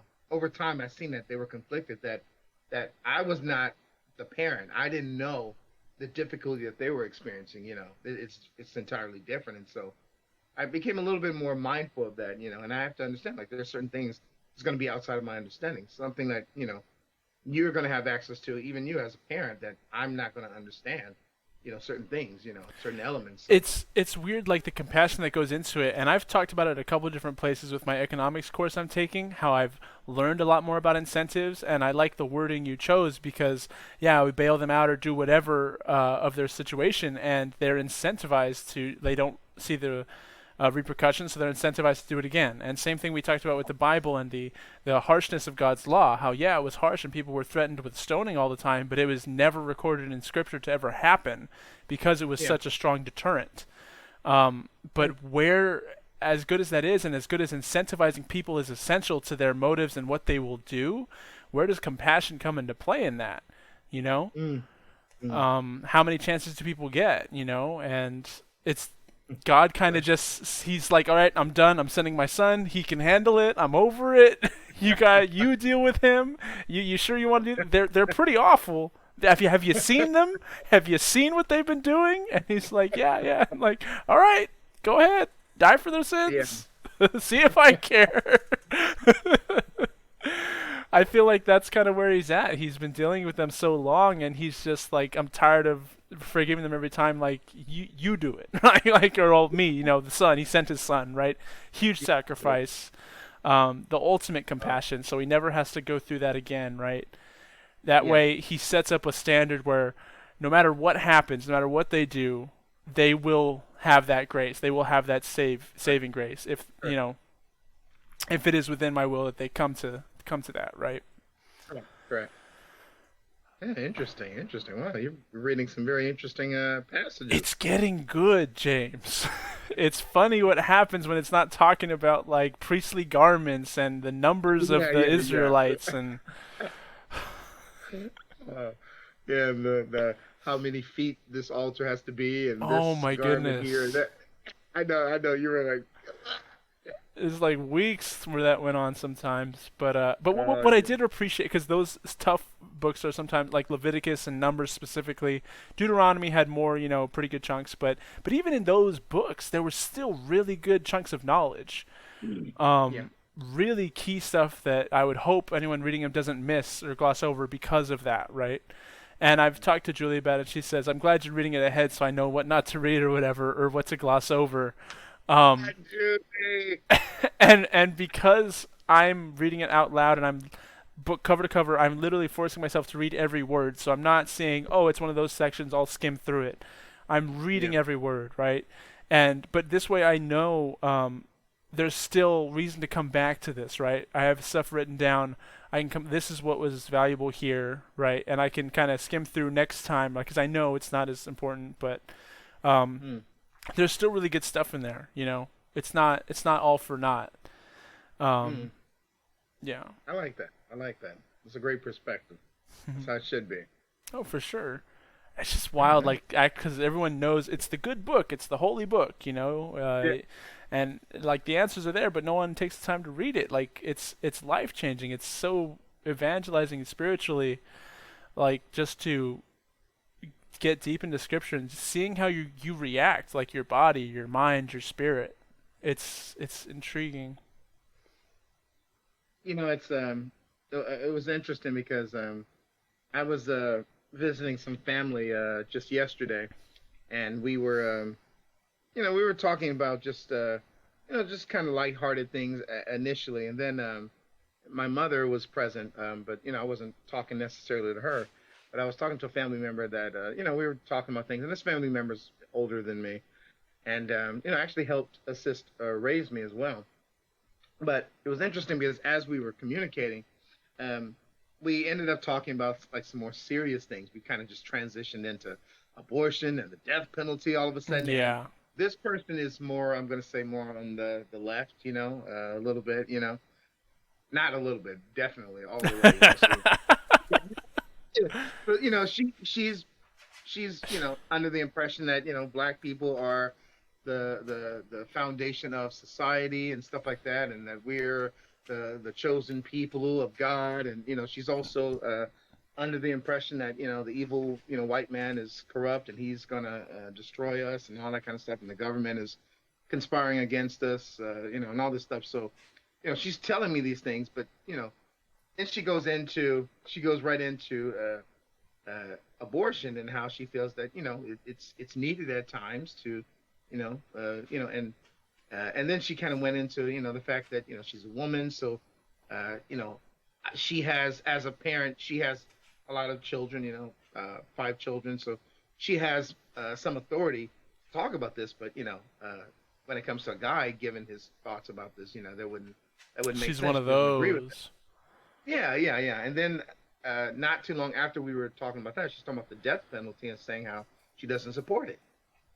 And I was thinking to myself, it's so interesting how she's okay with uh, offering the death penalty to a child that, even if it was, the situation was rape, to sentence the child to death, but she's not okay with the death penalty, supposedly, and I just thought it was interesting because I used to actually get in a lot of arguments with this particular family member because obviously we're conflicted, and I've tried to let her know that I can't agree and connect with a lot of what she's saying because I'm a Christian, and I've tried to explain that I've been changed from the inside out. I don't have those kind of thoughts anymore.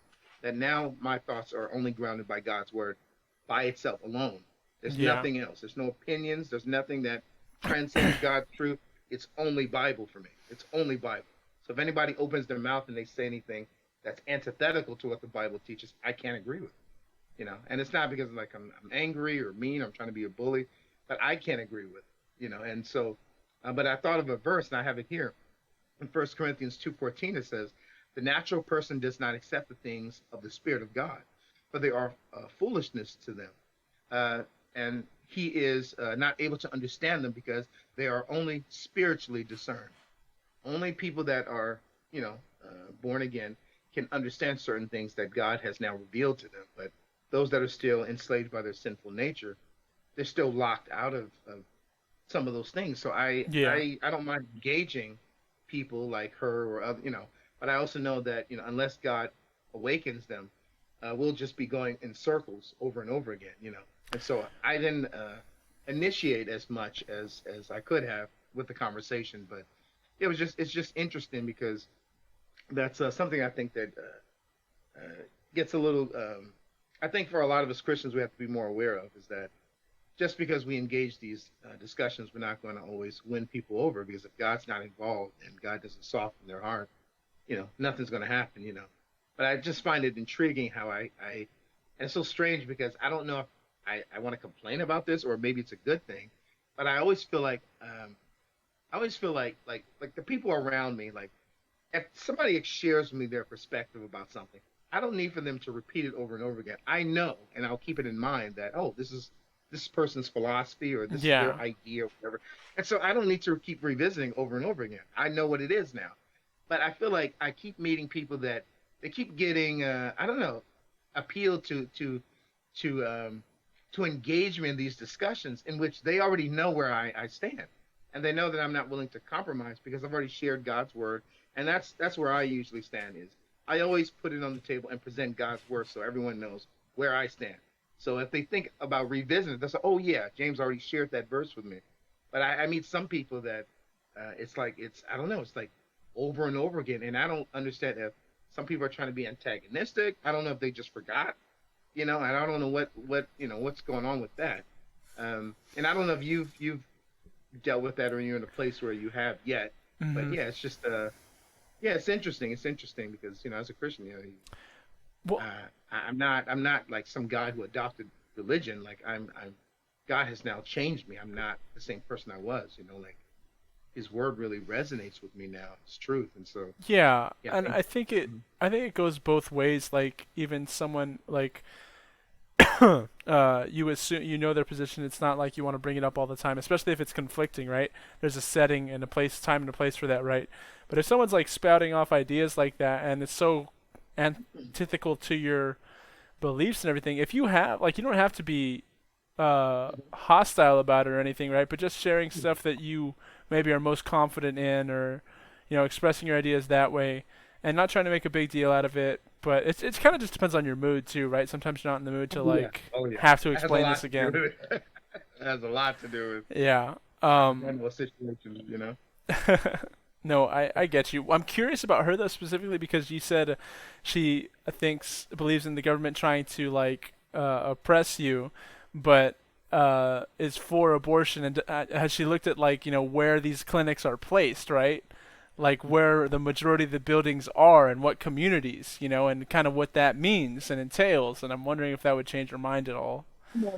I don't believe that this particular family member is aware that Margaret Sanger was a devout racist Yeah. who, yeah, people in the black and brown community were not worth um, anything, and strategically placed her Planned Parenthood locations in black and brown communities. So no, and even so ironic that the family members that I was visiting, there's literally, gosh, less than a mile away, or maybe about a mile or so. There's actually a Planned Parenthood actually walking distance from that area.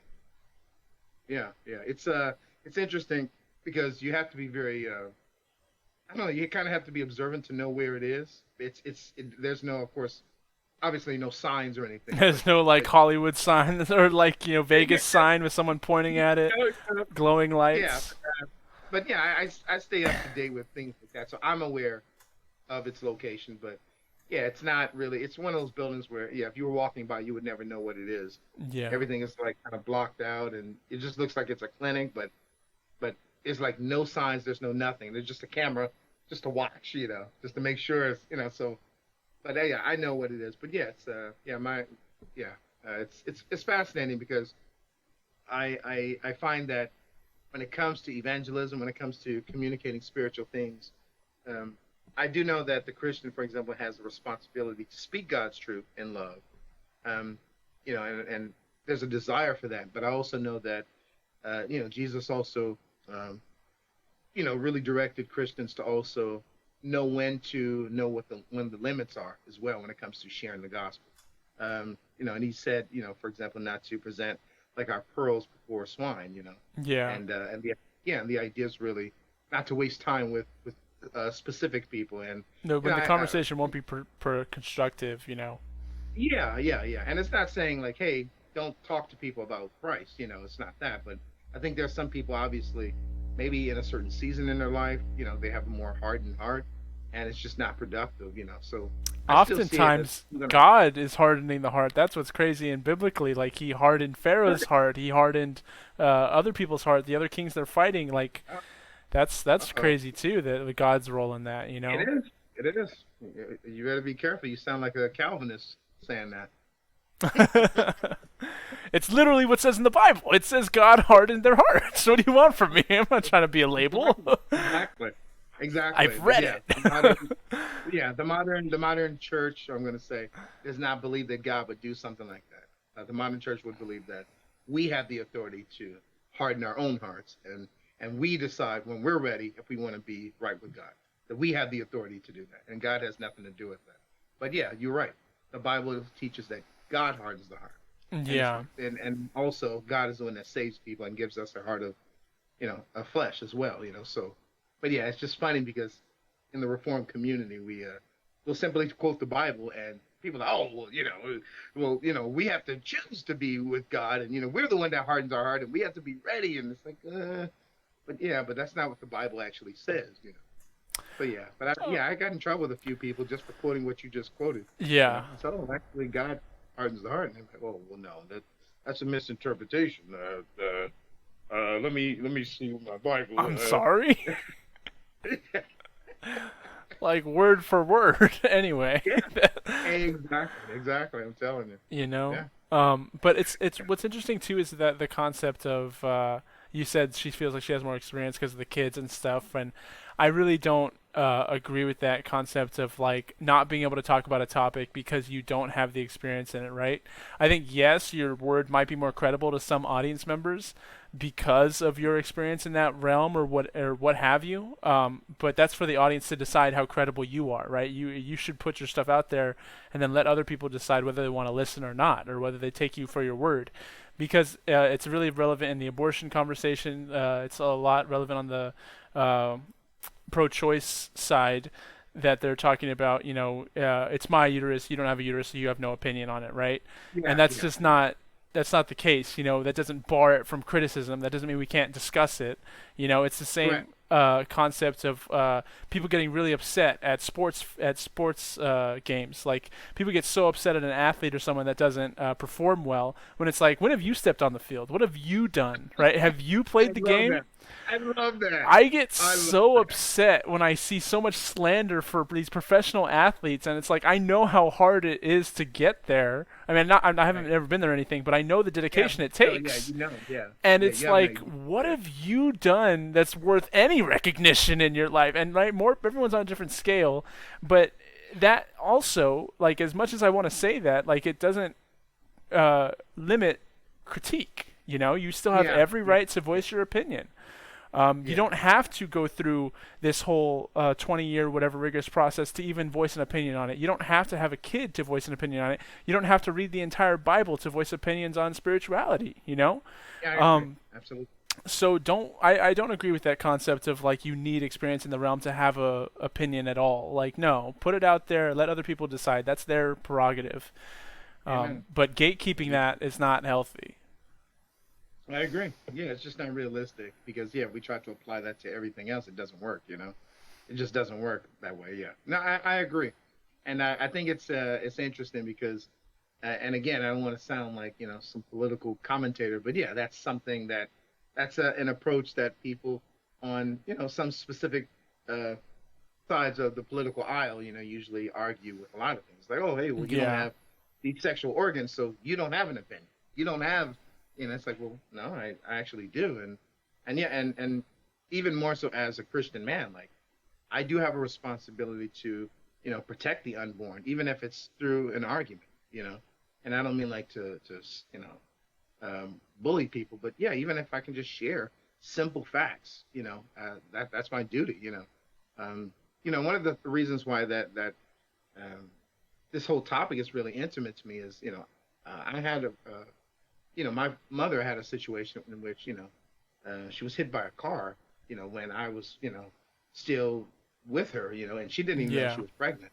Yeah. And yeah, it was crazy how, she later told me that, yeah, there were some healthcare physicians that, yeah, various physicians kind of informed her that it probably wouldn't be wise to move forward with the pregnancy now that she was, you know, pregnant and things like that. And yeah, I'm just thinking to myself how, yeah, there's so many people that will have an opinion about that, even if they have supposedly the credibility that the world would assume has, some type of title behind, the name and everything like that. But yeah, it's like you literally do not know what would happen. We can't just go around killing children just because we think it'll be an inconvenience for the mother, or that's terrible. That's hitting, Yeah. or yeah, yeah. And even if it's rape or something like that, like how dare us as a society say, well, this child was born with this horrible situation.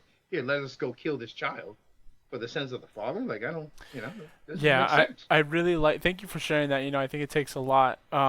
And it's you talked about it in your abortion videos, and it was really impactful. I loved your arguments there, and I love the concept that you brought up of the sins of the father, right, and blaming that. And Yeah, no one ever thinks about that because they're quick to bring up those situations, but it's not the kid's fault at all in any sense. The kid should not suffer because of that, and you're absolutely right. right with that.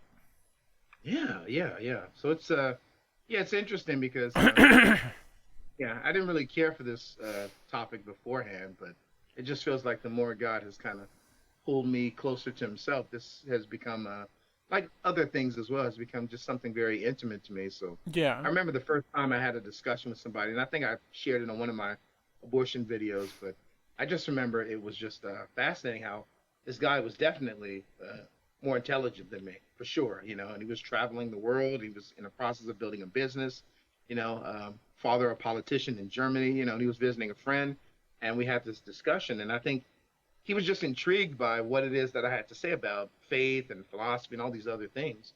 And we just ended up talking about abortion. And he said, oh, I'm a Christian as well. And I don't believe in abortion except for, and he had like, I think he said rape or something like that. And I just walked him down the list of different arguments and why they don't work, when you try to carry them out consistently. Yeah. And yeah, so, and he changed his mind. And I realized right at that moment, wow, wow, like, it really helps just to be informed about these things instead of just assuming the next person who's a really good talker or speaker, they'll handle it and God will use them. And I realized like, no, I as a Christian man, I have the responsibility as well to be a part of that discussion, you know.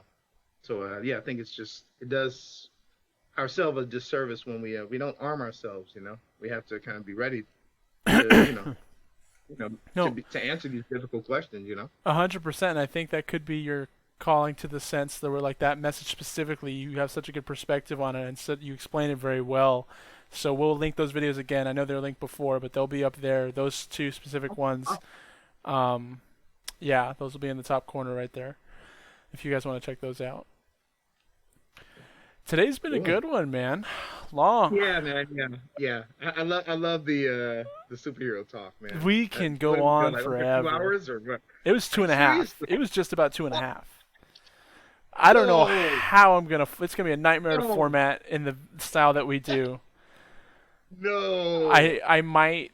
I don't know. We'll see. I might split this up into two, or Okay, maybe yeah. just put the 2 hour. Like I don't know.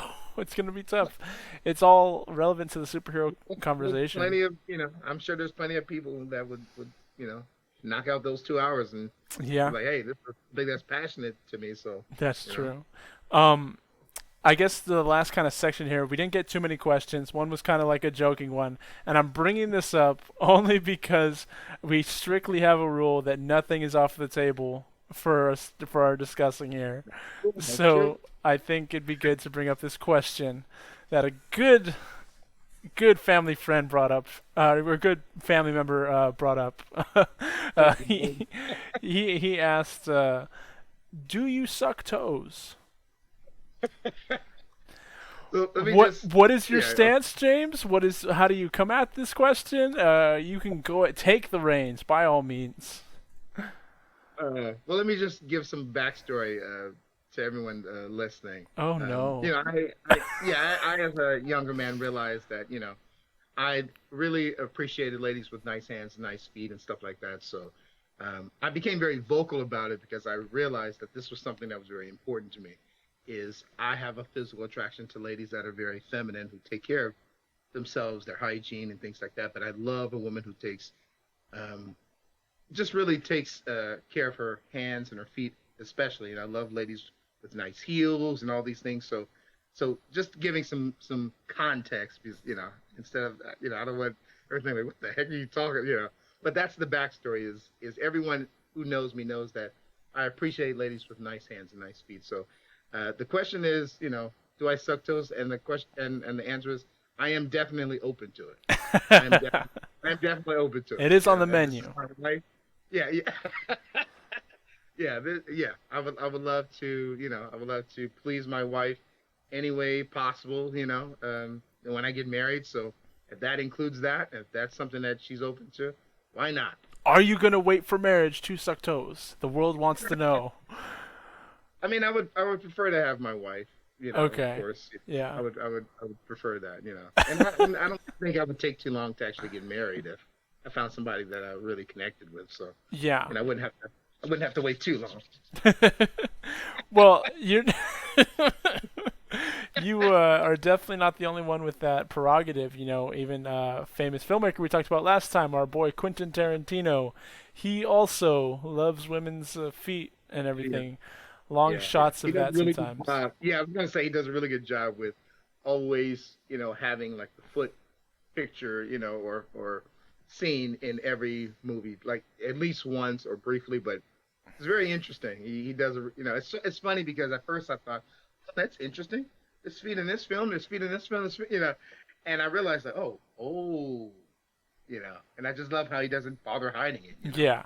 What Yeah. my wife sent you a funny video on Instagram where it's like a couple dudes with like lightsabers and they're different Oh, I colors, loved right? And it. one of them Oh, is I a loved cute it. face, one of them is like Oh boobs, one man, of them is I butt, loved it. and then like there's a dark guy with like a red lightsaber that says feet.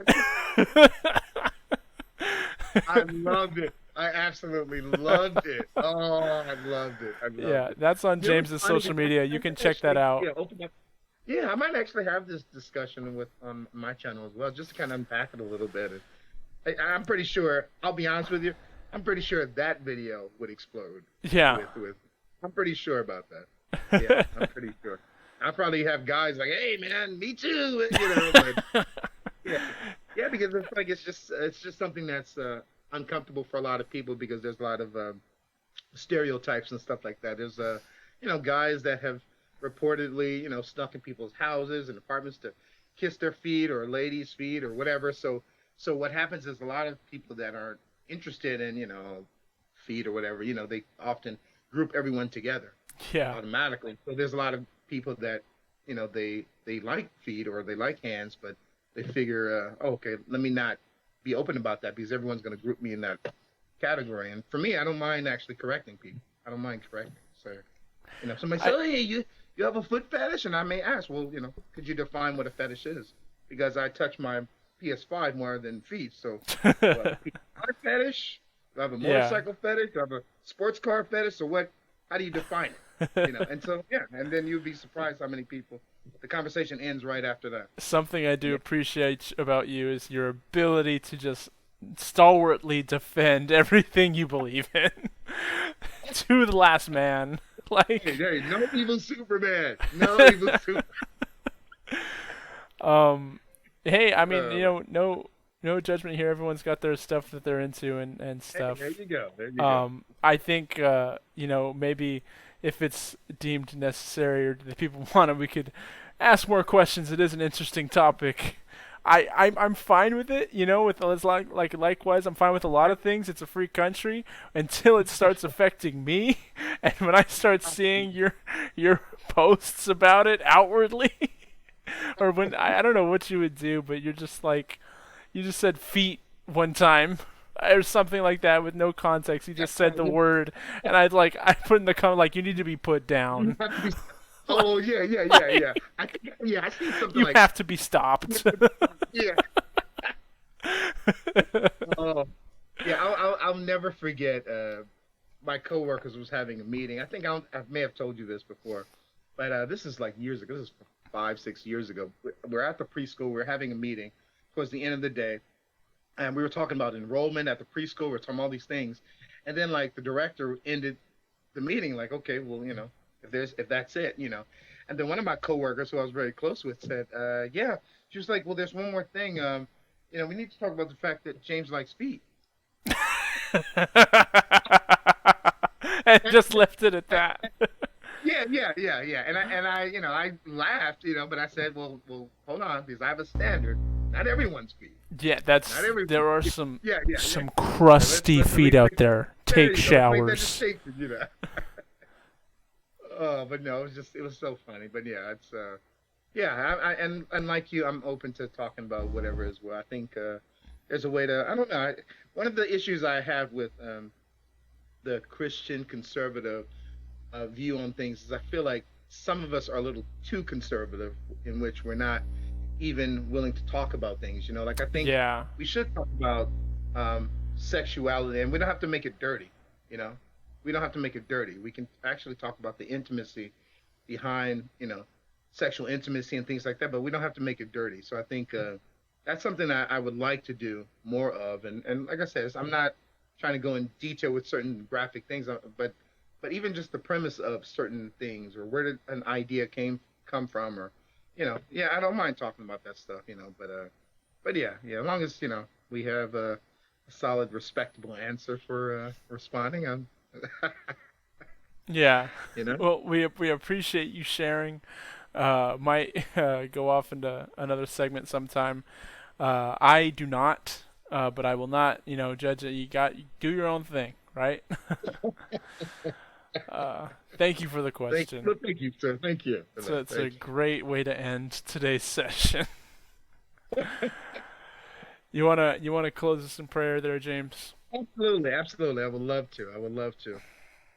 Heavenly Father, once again, thank you for this great opportunity for both of us to come together on this podcast and just address spiritual matters and things that we enjoy, movies, comic books, video games, and just all these other relatable topics like politics and just even issues that are intimate to your life, Lord, like abortion and protecting the unborn.